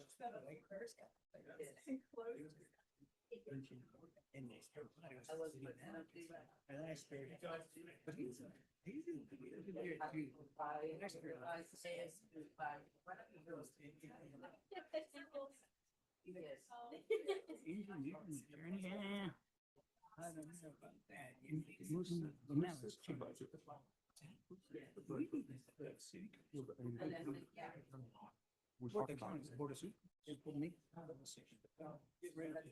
don't know about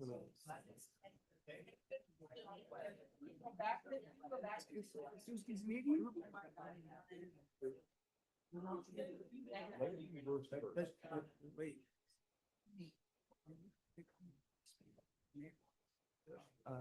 Salvadorian kid. No. He's another big belly. If I have, it's been in the kind of soundbite type. He's good. Yeah. Yeah. Oh, that's what you need. I was talking. Excuse me.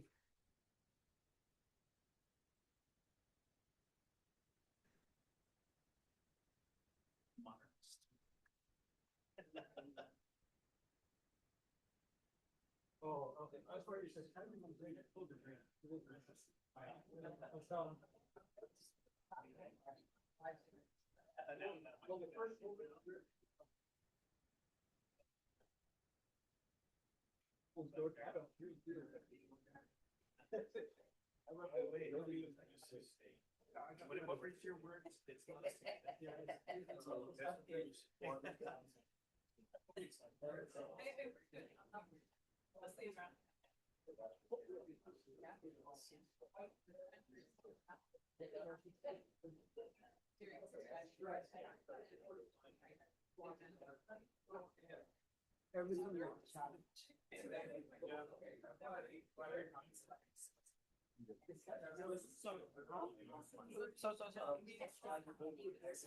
It's not like we ignoring these communities, you know, but we have to see where, you know, it was everything in the budget.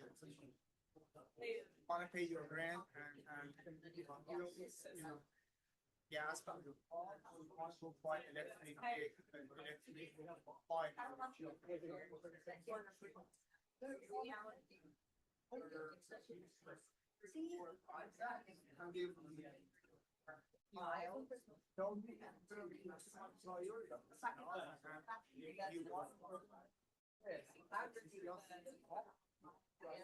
Okay, if we can get started again. By the way, just to let you know, hello, 1 second.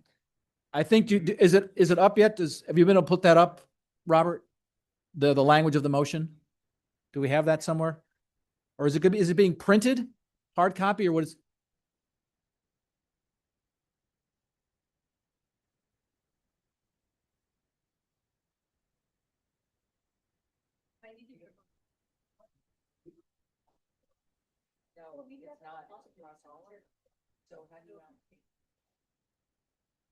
I'll leave it to the group. We're trying to get a copy of the motion. I don't know if it's going to be hard copy or put up on PowerPoint. Robert, do you know which is going to be? Okay. I understand the food is here, but I thought we'd try to get through this first before we have the food. Maybe even an incentive to get to the food is get through this item, but we don't have it up yet. So what do you guys want to do? You want to go grab something right now and do kind of a working dinner? Oh, it's on. I thought you said it was here. All right, then never mind. Then everything is on its way. The motion's on its way. The food is on its way. So chat for a few more minutes until one of the both get here.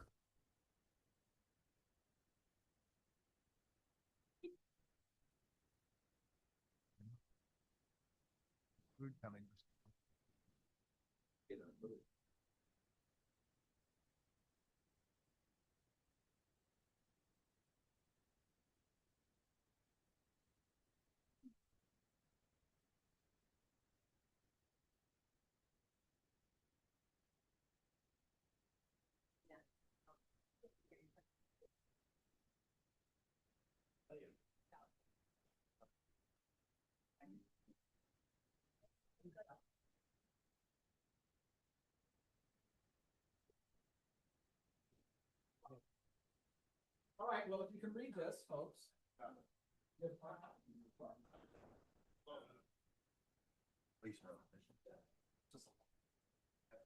All right, let's get back to work here. This is the motion that he's going to make a little. Okay, so you can read this.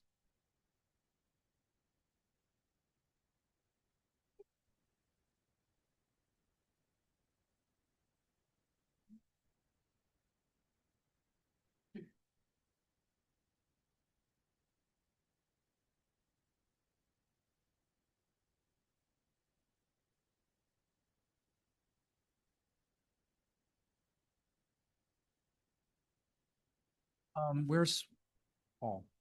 Paul, could you also send that out via email to the steering committee, and that way they can read it from their phone if make it a little easier for them. Hold on.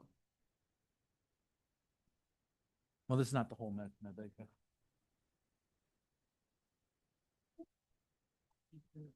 He said, "Yeah, I lost." No, we haven't done anything.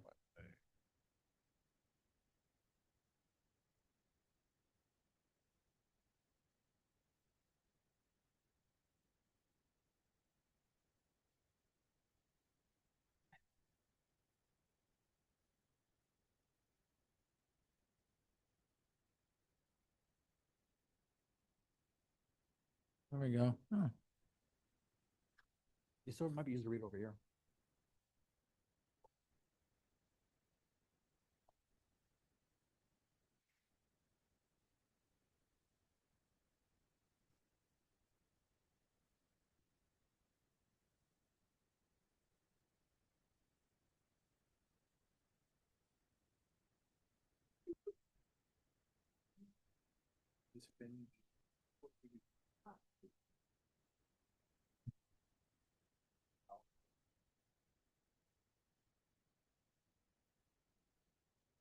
Mark, I had 2 items on streets and roads. After this. What? After this. What? After this. Yes. After this one, he says that he will. So what are we on? We are still and six. I believe it's page 16 and It's not on this one. page. I don't know, did I see it? No, That says it's on page 16. Someone wanted to make an amendment. And that would have to pass the majority. That would be amended to the motion and the motion with the amendment. I'll explain that. Somebody thinks that.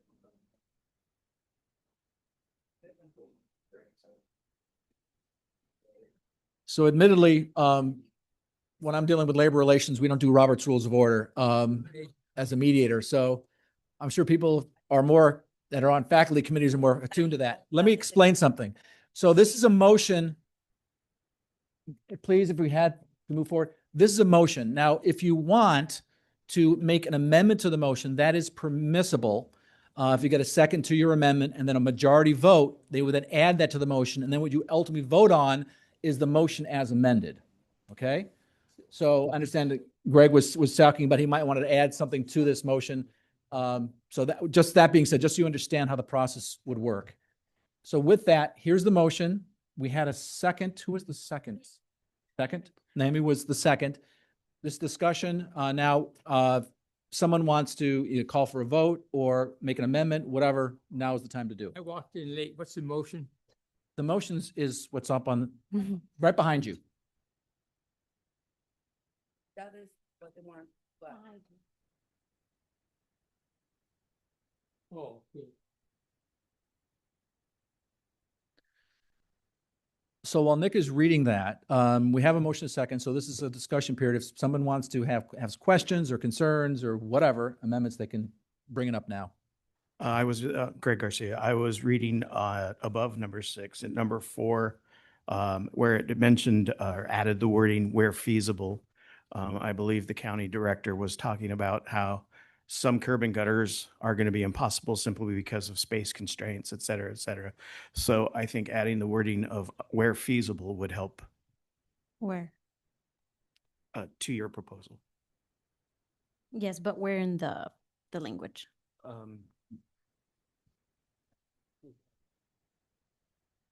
Yeah, right there, including including PCI, storm drainage, curb and gutter, and sidewalks, where feasible. So in the needs assessment of complete streets?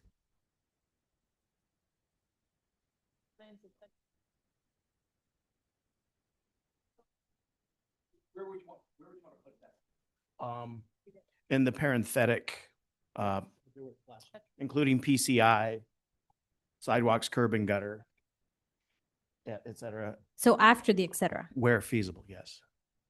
but within the parentheses. Within the Yep. parentheses, but after the et cetera. Okay. All right, so is that an amendment? Amendment. Amendment, does we have a second? It doesn't have to accept it. I don't think I think you have an amendment, you have a second, then there's a vote of the majority of the vote to add that. No. It Then- doesn't, Then if that's the case, then if you want that language, and it's not there, you'd vote no. Okay. For the record, I Really- decline. point of order, once a motion is seconded, it belongs to the body. So yeah, Okay. you can motion in second. Okay, so we had a motion and second. Any more discussion on this? Let's take a vote then, okay? So, Okay, is there any members of the public that want to comment? Mohammed has already, if he wants to make another comment, he can. Yes, I want to say that the county opposes this language about increase from 7% to 12 to 3%. We would not support at all. Okay. Anything else? Any other members of the public want to comment? Okay, do you call for the vote?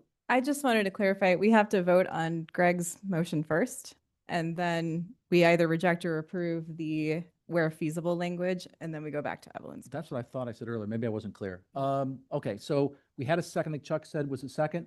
So let's vote on Greg's motion to add where feasible in the parenthetical. Start here and just work around. And just say one, whatever. One, no. 2 no. 3 no. 4 no. 1 yes. 2 yes. No. But what number are we on? No, I'm sorry. 5 5 no. Where feasible. No. I can't remember which I'm 6 no then. Okay. 7 no. 8 no. 9 no. I'm sorry. Okay. 7 yes. 8 yes. I'm trying. I'm right now, if I have this right, I have 6 yeses and I've got 10 no's. And we can double check this just to make sure. We can go back and double check, but go ahead.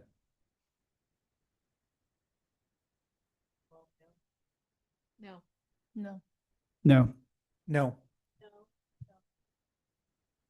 Yes.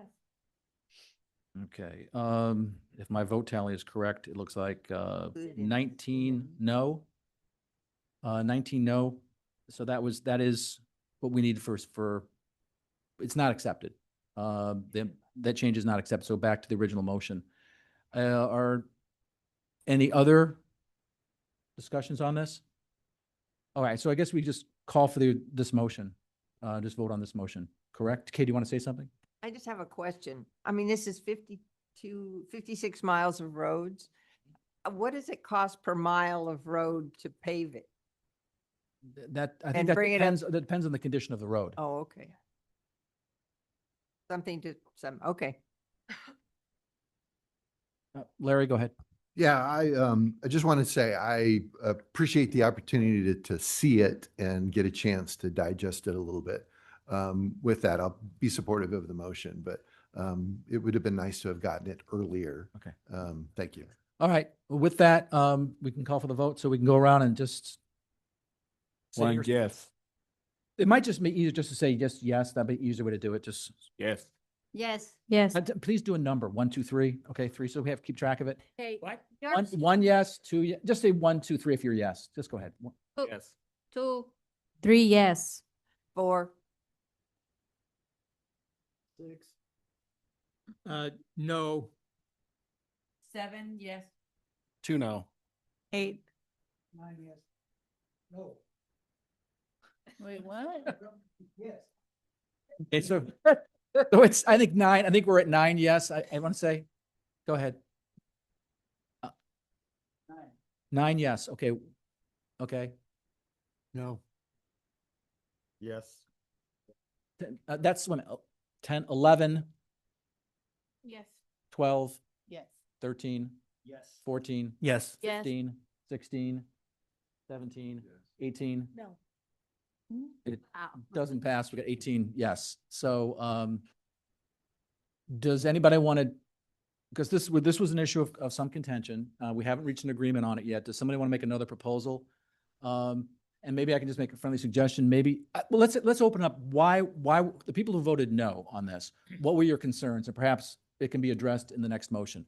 I Well- can answer directly to Greg when you tried to add the where feasible. I think that the needs assessment, so to me, the way the motion reads is that the county would look at what are the needs. And so that's why it's in parentheses, including the county, as part of a needs assessment, the county would look at features of complete streets, including PCI, sidewalks, curb and gutter, lighting, and other safety measures. And through that, they would determine what is feasible, what is needed, what's it going to cost to help determine that. And I think that that is done. I wasn't at the last meeting. I did rewatch the meeting to hear the discussion that you all had.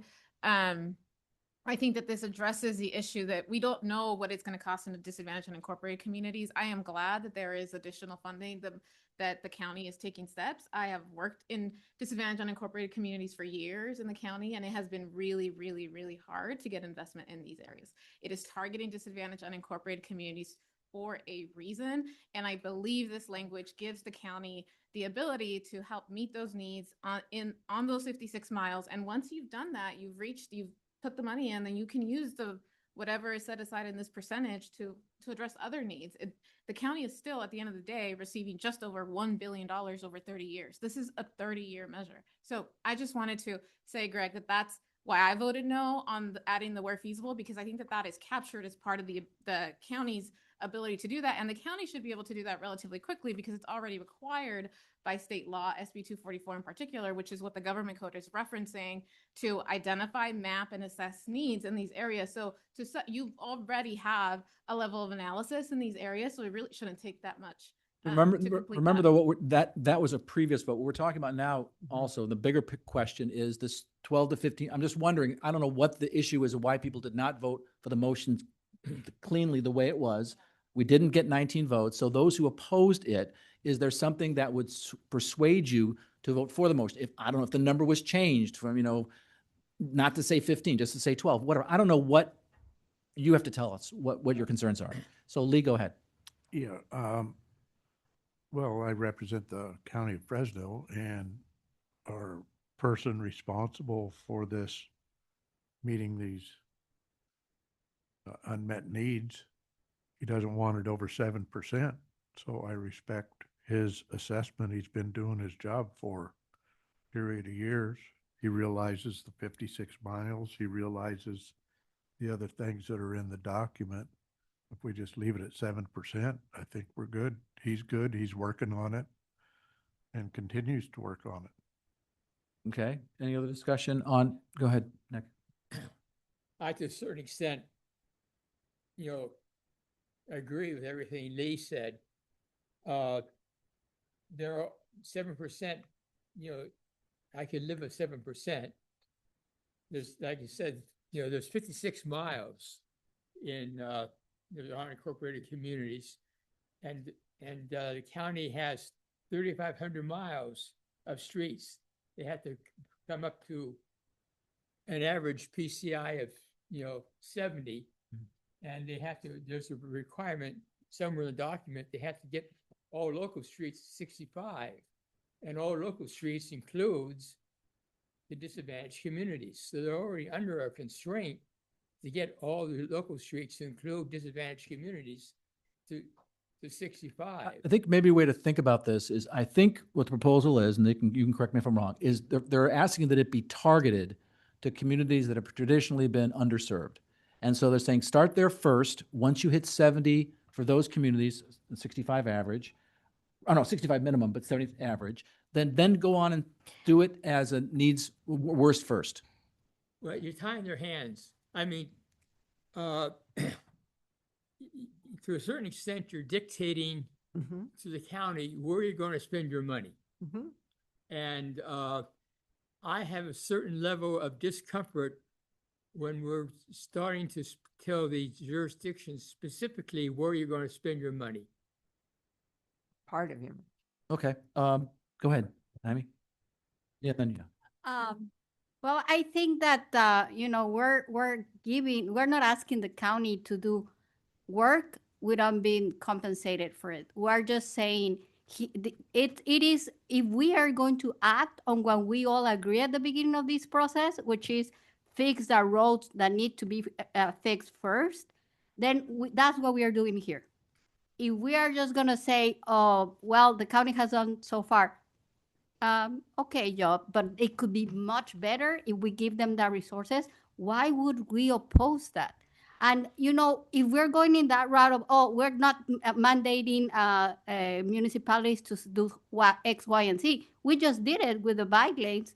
We just did it with the other stuff. Why not with the roads, which was the number one thing that the COG surveys and the Moving Forward Together surveys identify as a top one priority for all residents, not only for those who live in the cities. Okay. I would like to say I'm that sorry. disadvantaged communities also exist in the cities.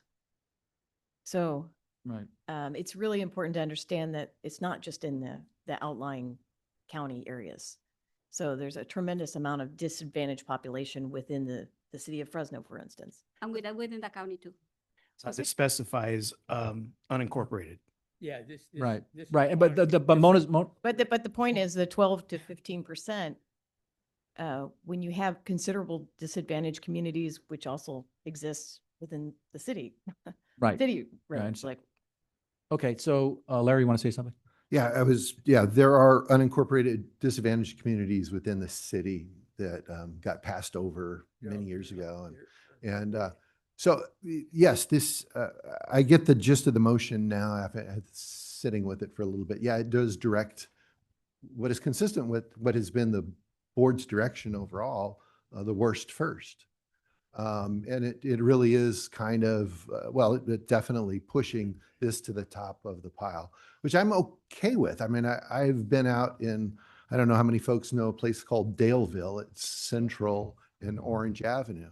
And their roads, you spend more time going up and down than you go vertical as you go through what was a road. Now, yeah, it was a planning mistake. It never should have been built in the first place. It's kind of ridiculous that some of these things did get built, but we have to deal with it as it is now. So if perhaps they could put the language of the feasibility right in the adding it into, maybe we could just pick up that extra one vote necessary, saying that, the complete streets and feasibility study would be conducted. Maybe that would, be enough to assuage and bring over a vote, and we could move forward. The feasibility is not in there. I think it's implied for sure. I think that's the point you're making as the determination that would be made. So that would be my suggestion. Does anybody else who Second did that not motion, vote? Larry. Wait, hold on. Before we do that, does anybody else who voted no have a concern that you think might be addressed by some modification of the language? Okay, I don't see anybody. Okay, so Joseph, was there a motion there? Is that I didn't make a motion, but I mean, I guess I could craft one, but nobody said they would change their vote based on the adding of feasibility. There was no comment. Or did I miss something? I guess it's a question. Greg, would the explanation that I provided, would that help? Or would you still want to see where feasible in there? I think where feasible is covered because it's covered in number 4. It's also covered in our worst first driving principles or guiding principles, excuse me. I don't know. I tend to like to trust the experts. And if the experts are saying 7% is fine, then I'm okay with that. And the worst first and number 4 above number 6 is going to cover the unincorporated But that is, areas. but the motion says 12 to 15%, not 7%. So that seems to be the rub here. So is there another number that someone wants to put out there as a compromise to resolve this? There's lots of ways to do that. You could take off the 15%. You could change the 12%. There's a lot of ways to deal with this. Does anybody have a There's proposal? also, it was 7% over the 30 years, and this is only more because it's temporary until a certain threshold is reached. So it's not 12 to 15 over 30 years. Right. It's trying to drive it up put it in front, which is what I get now. Right. And actually, overall, if they were able to get those done in a timely fashion, which I know, the snake can only take so much at one time, it then frees up money at the end of the initiative. I don't have a problem with prioritizing these areas, and it's not very many miles of streets. It's just that the number just kind of makes it mandatory first versus worst first.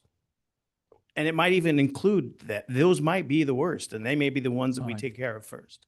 So what I think what you're saying is some of the unincorporated areas may not actually have the worst first, but you're targeting the money initially to the unincorporated areas. That's your concern? Okay.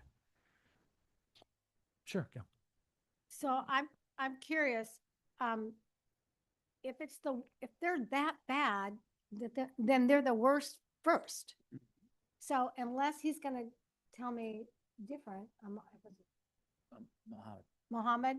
So how do you prioritize? Because there's so much criticism against the county turning a blind eye to these areas. So if they're that bad, why haven't you taken care of them? The way we prioritize our paving operations is not just the PCI. Obviously, PCI is one factor, but also the ADT to see basically how many cars are going to be traveling down those roads. You know, I mean, you always want to put your investment where you get the biggest bang for the buck. Yes, those communities have needs, and we have tried to do the best, honestly, since I've been here in those communities, but we never get their satisfaction. And that's so sad to see. I mean, we invested almost $30 million of state and federal money replacing the whole water and wastewater system for Cantua and El Porvenir. They had basically surface water that had to be treated. Their treatment plants were outdated. They couldn't afford to pay the water to district. So we got funding to improve the groundwater, change the replacement system, change the whole distribution system. So it's not like those communities are ignored. It's just that the need is so vast. And here you're talking about just the PCI. I can fix all those 56 miles with the same pavement, not 1 inch wider, in 1 year. But that's not gonna make them happy, because then they want sidewalk. Well, they don't want asphalt sidewalk, they want concrete sidewalk. And then you put concrete sidewalk, you need to have curb and gutter. Well, where are you gonna take the stormwater? There is no stormwater drainage system. Then they need the basin. Who's gonna maintain those basins? County is not in the business of maintaining drainage basins. So there is no special districts to maintain those facilities. So it's a trickle effect that just builds up. It's not just paving 56 miles of road.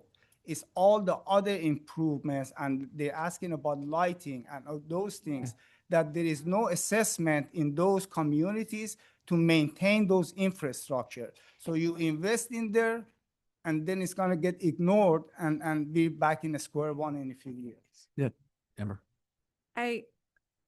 I'm sorry, but I first of all, I just want to circle back to the comment that these could all be fixed in a year. So then that frees up that money. So that sounds like it's not that bad.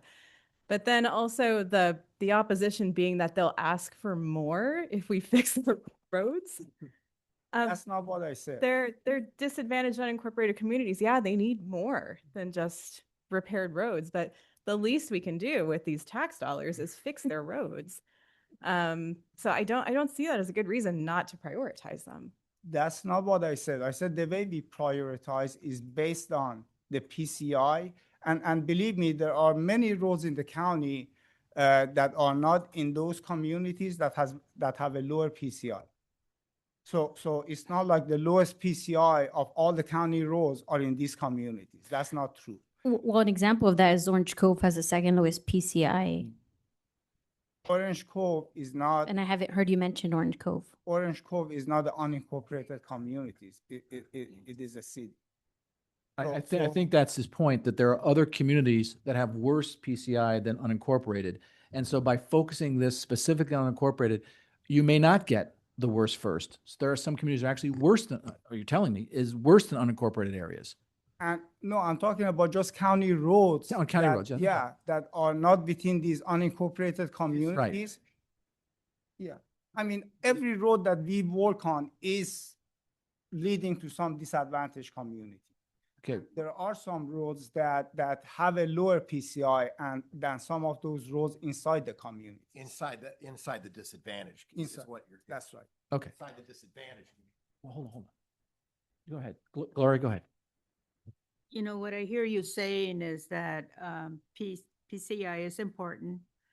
The number of people using those roads is also important. That's correct. But I remember talking to a woman from Dalesville, And she was told by somebody, when she asked, why don't they fix my road? It's because you don't pay enough taxes. That was the response that was given to her. And so what I hear you saying is because the problems are so big, we can't deal with it. Again, that's not what I said. You're misrepresenting what I said. I said the need is not just the pavement, because you guys keep insisting on raising the PCI to 65. That only is the pavement. If The we start lack with of- 1 mile at a time and do everything, is it possible? You cannot do a project for 1 mile at a time. I mean, you have to look at that community. And yes, you may not be able to fix all the roads, but you want to at least do a decent amount, depending on what funding is available. I mean, we look at grants, we look, earmark grants, or we look at ATP funding. We have used ATP quite a bit, but again, it's a competitive process. And we applied for Easton, for instance, it didn't get funded. So we have to look for leverage against what the county has available.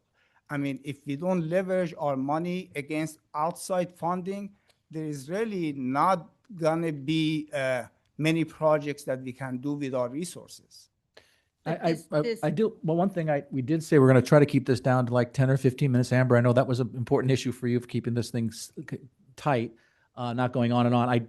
If there's a new comment, fine, Larry, otherwise I'd like to move this on. Well, I'd like to make a motion. Fine. I don't That's know that on we the actually have a motion pending. Go but ahead. Make a motion, or whatever's appropriate at the point for the Make a motion. parliamentarian on whether it needs to be an amendment or not. But This was voted down by Right. 1 vote, so you can make an amendment. or So make it a mo- the motion would be to reconsider this, or a motion to accept this with one amendment. The county shall complete a duck needs and feasibility assessment by January 1st, 2029. So just adding in and a needs assessment, feasibility, needs and feasibility assessment. Okay, do we have a second on that? I'll second that. Okay. Amador from Mendota. I'm sorry, who has a question? I didn't see the hand. Who said? Take a comment. Sure, sure. You can. Mohammed. When you ask about needs and feasibility assessment, it's gonna cost money. It's not gonna be free. So is Measure C going to pay for that? Yes. Thank you. Yeah, that's my understanding. Yes. So is there any other discussion about this issue? Any questions? Okay, with that, I'm sorry. Go ahead, Susanna. Can I make a motion to change the minimum from 12% to 7% and keep the up to 15%? That way the county could go ahead and if they want to use 12%, they could use 12%. If they want to use the 7%, which it seems that everyone has agreed that the 7% has been approved. That would be previously. an amendment. That would be an amendment. So it'd have to be seconded. So can I have a motion to amend this 12% to 7%? Okay. And keep the 15% as a max? Okay, 7 to 15%. Do we have a second on the amendment? There was a motion and second already. Yeah, there's a motion and a second. Can we forward on an amendment or no? No. No, Motion okay. and a second on the table. Okay, then I guess we're going to take a vote on this, correct? Okay, so let's take a vote. Let's go around on the motion that Larry made, which was adding the needs and feasibility assessment to the language that is in this proposal. That's what we're voting on. Okay, so just say 1 yes, and we just do the yeses, just count off. Say 1 yes, 2 yes. 1 no. No. And just to be clear, it's adding feasibility assessment after Ducks needs assessment. Yeah. Yes. Yes. Okay. We can start over if that was not clear to folks. Would you like to Do you want to clarify? Sorry. Yeah, no, Mark. it's clarified, add the language specifically when you read it off the top here so people can follow Well, I it. want to make sure I understand that you understood. So in the first bullet point, it says the county of Fresno shall complete a duck needs and feasibility assessment. And feasibility, the 2 words you're adding? Yes. Yes. Okay. Okay. That's it. Sorry, That's I it. didn't have. And feasibility, that's all he's adding. Just Fair. part of the consideration. And you're good, okay, fine. So let's go around and then vote on this one. One, yes. 2 yes. 3 yes. 4 yes. 5 yes. Yes. 1 no. 8 yes. No, 7, we're at 7. 7, 8, 7 yes. No. 8 yes. 9 yes. 10 yes. 3 no. 12 yes. I thought we were 13 for Lino. I think you were 13 yes. Okay, 13 yes. then. Scott? No, just do the yeses. 14 yes. 16 yes. 17 yes. 18 yes. 19 yes. 20 yes. No, okay, so it passes with that change as feasible. All right, with that, we have one last thing to do before we have dinner. Was it, didn't you want to make an amendment? We just voted on the change. We didn't vote on. Yeah, the thing. yeah, yeah. Okay, So now that we agreed that we should include the feasibility assessment, can I make an amendment to change 12% to 7%? I thought we approved it. That's what I was wondering about the amendment. Yeah, that we Larry should get- motioned to add all that language back with feasibility added. But she does have an opportunity to try and Yeah, amend. she it. does. Okay, Everybody has an so opportunity. fine, if you want to make the amendment, you said from 12 to 7%? Yes. That's the only thing. Is there any second to that? I'll second that. Okay, so let's, any discussion? So what is it exactly? Just changing the 12 to 7. It's still, now the range is 7 to 15 as opposed to 12 to 15. Okay, 750. Okay, so with that, any discussion? One, no. No. 3 no. 4. 1 yes. No. Yes. So I think you're I lost count. okay, you were yes, and you were 2, and so you're number 3. You're 3 yes. Just say the yeses. It's just the easier way to say yeses. So 3 yeses, No. I think. Yes. 4 yeses, 5 yeses, 6, Yes. 7, 8, 9.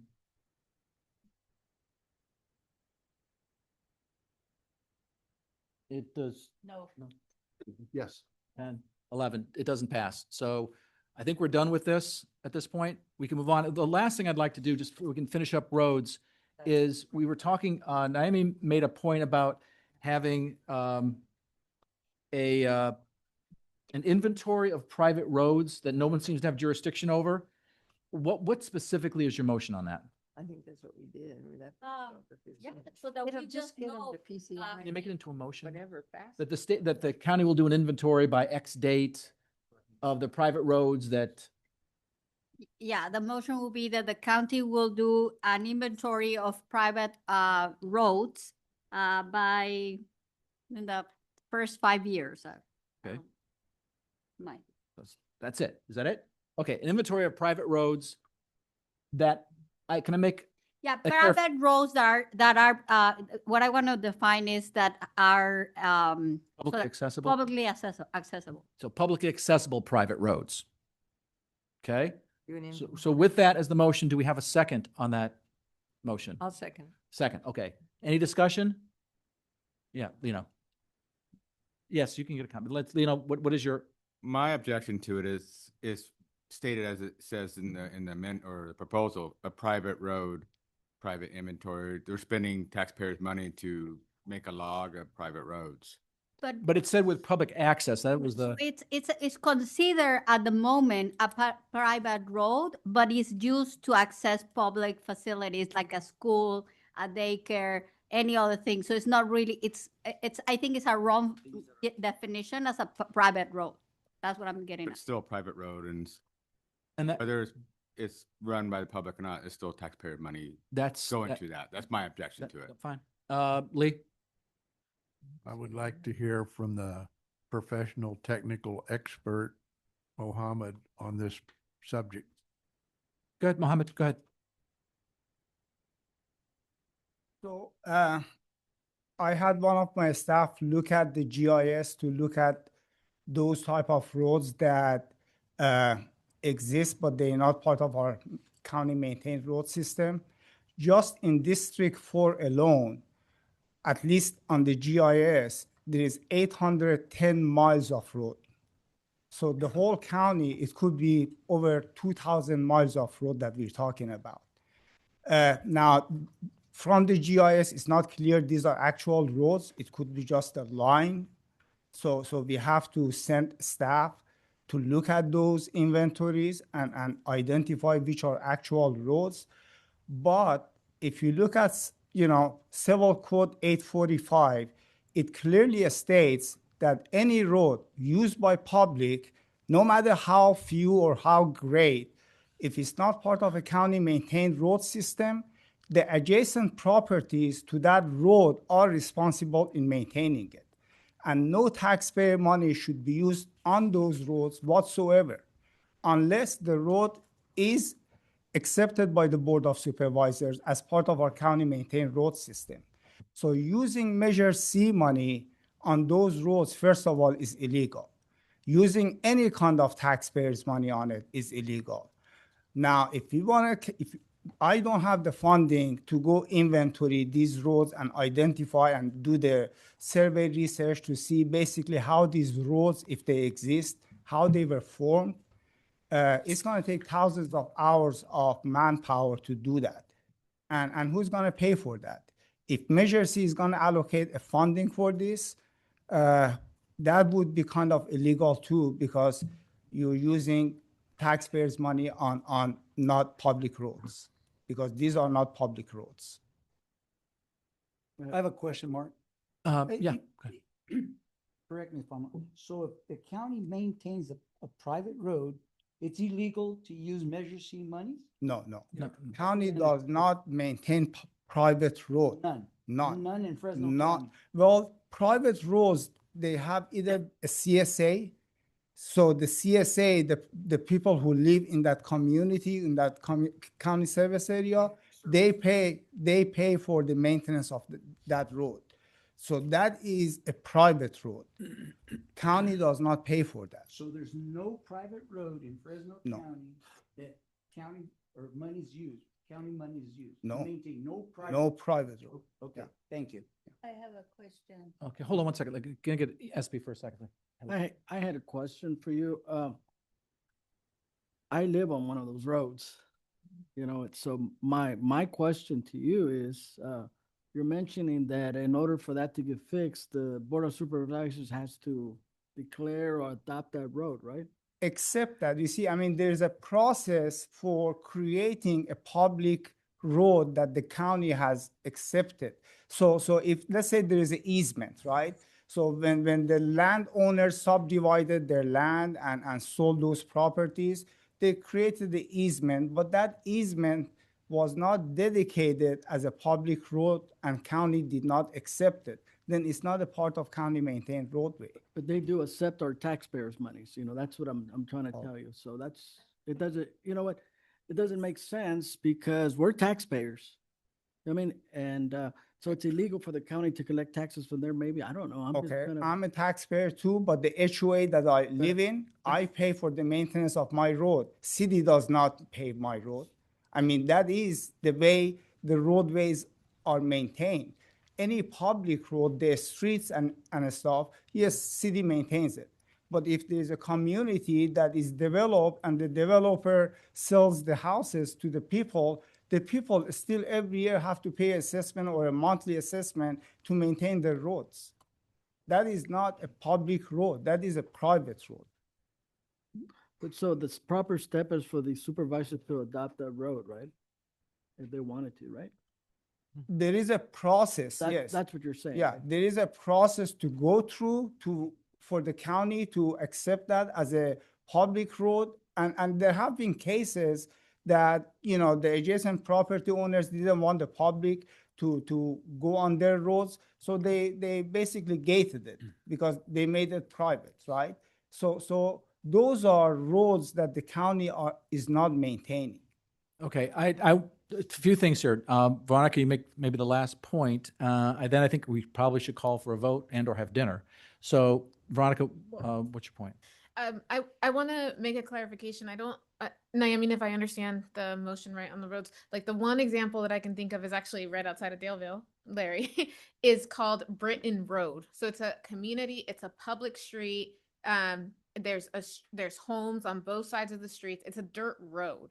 And it's not, so like, but it's not part of the county's maintained road system, but it's not used by a private property owner. It's definitely not a CSA area or an HOA area, or they don't have an assessment district to pay for their own maintenance. It's homes that were developed a long time ago out in Daleville. That's, at least from my perspective, those are the types of roads that we're talking about, that because they're not included in the maintained road system. And if I'm correct, when was the last time the county updated its maintained road system?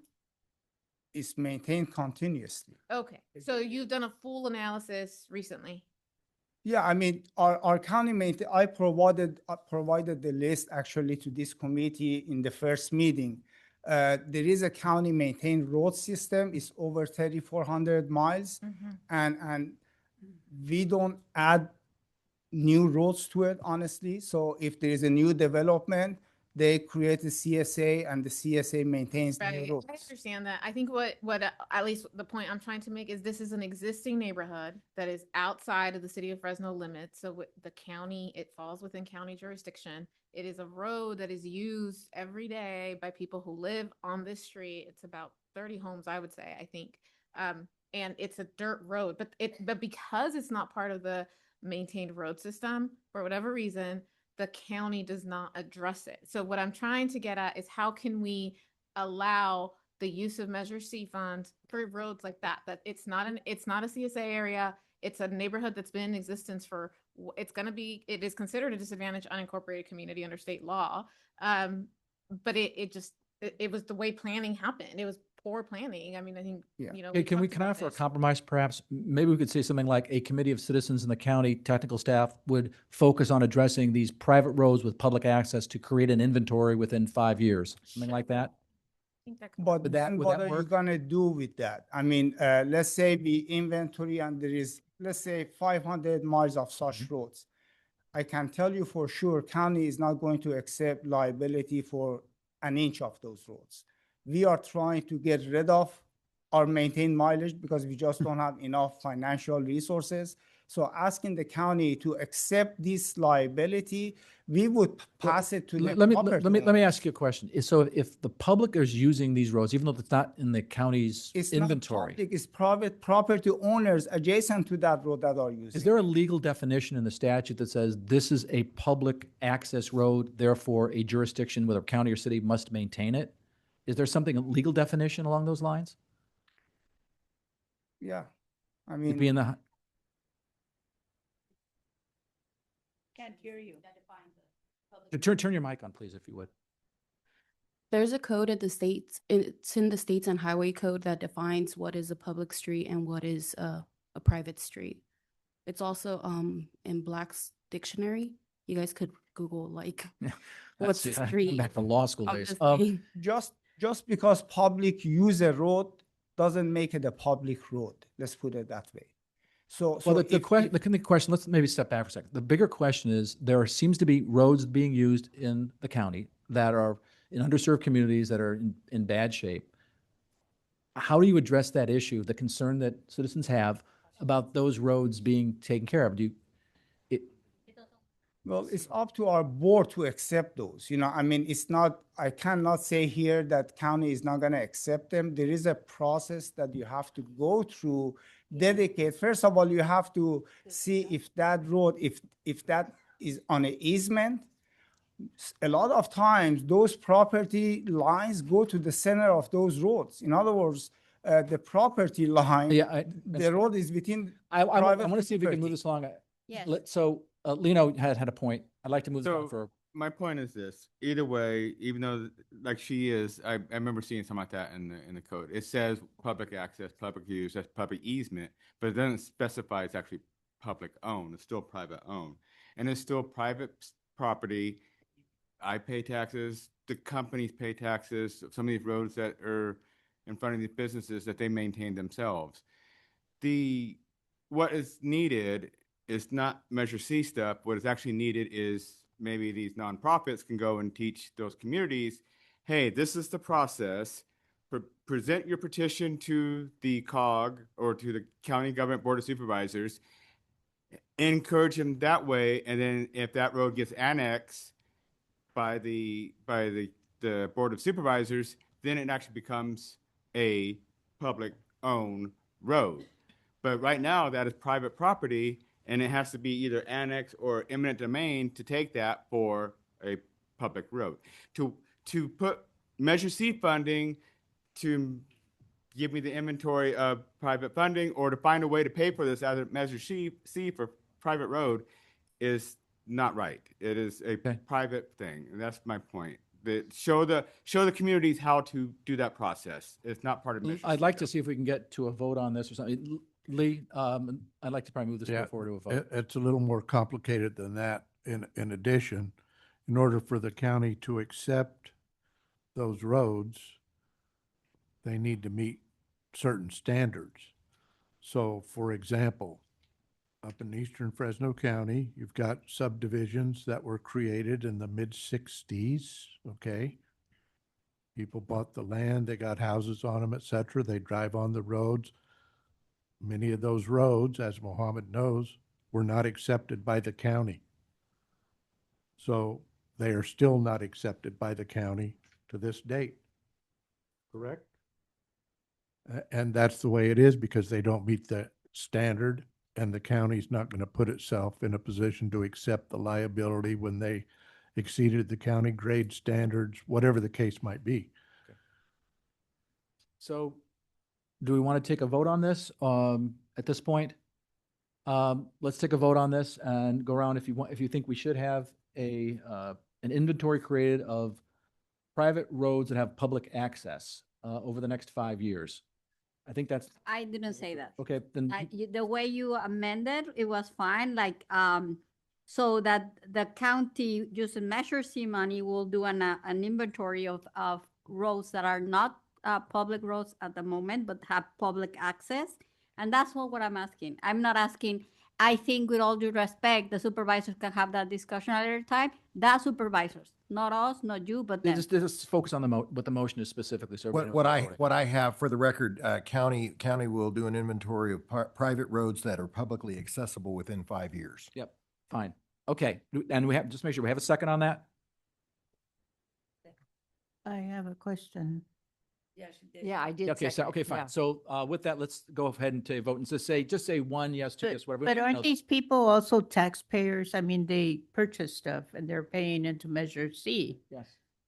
Okay. So didn't John F. Kennedy say you can't use your taxpayers' money to discriminate against taxpayers? Okay. With that, can we take a vote? And just say one yes, we don't need the no's. Just say how many say one yes. It's easier and just count out. One yes. 2 yes. 3 yes. No. Just yeah, we're at 3 yes, I think we said 3 yes. Yes. I know. Just say 4 yes. 4 we have yes. No. 5 yes? 5 yes, fine. No. 6 yes. 7 yes. Scott? 8 yes. 9. 10 yes. 10. 11 yes. 11. Okay, motion fails. Okay, with that, I think Nick said he had 2 things on to finish up on roads. Is there anything else on roads to finish this category? Oh, TOD. Okay, so do you want, let's do this. We have TOD and Nick's question. So why don't we do this? Let's grab some dinner and then we'll come back and we'll do TOD and we'll do Nick's 2 questions. That will finish up roads. Okay? So take a 5-minute break and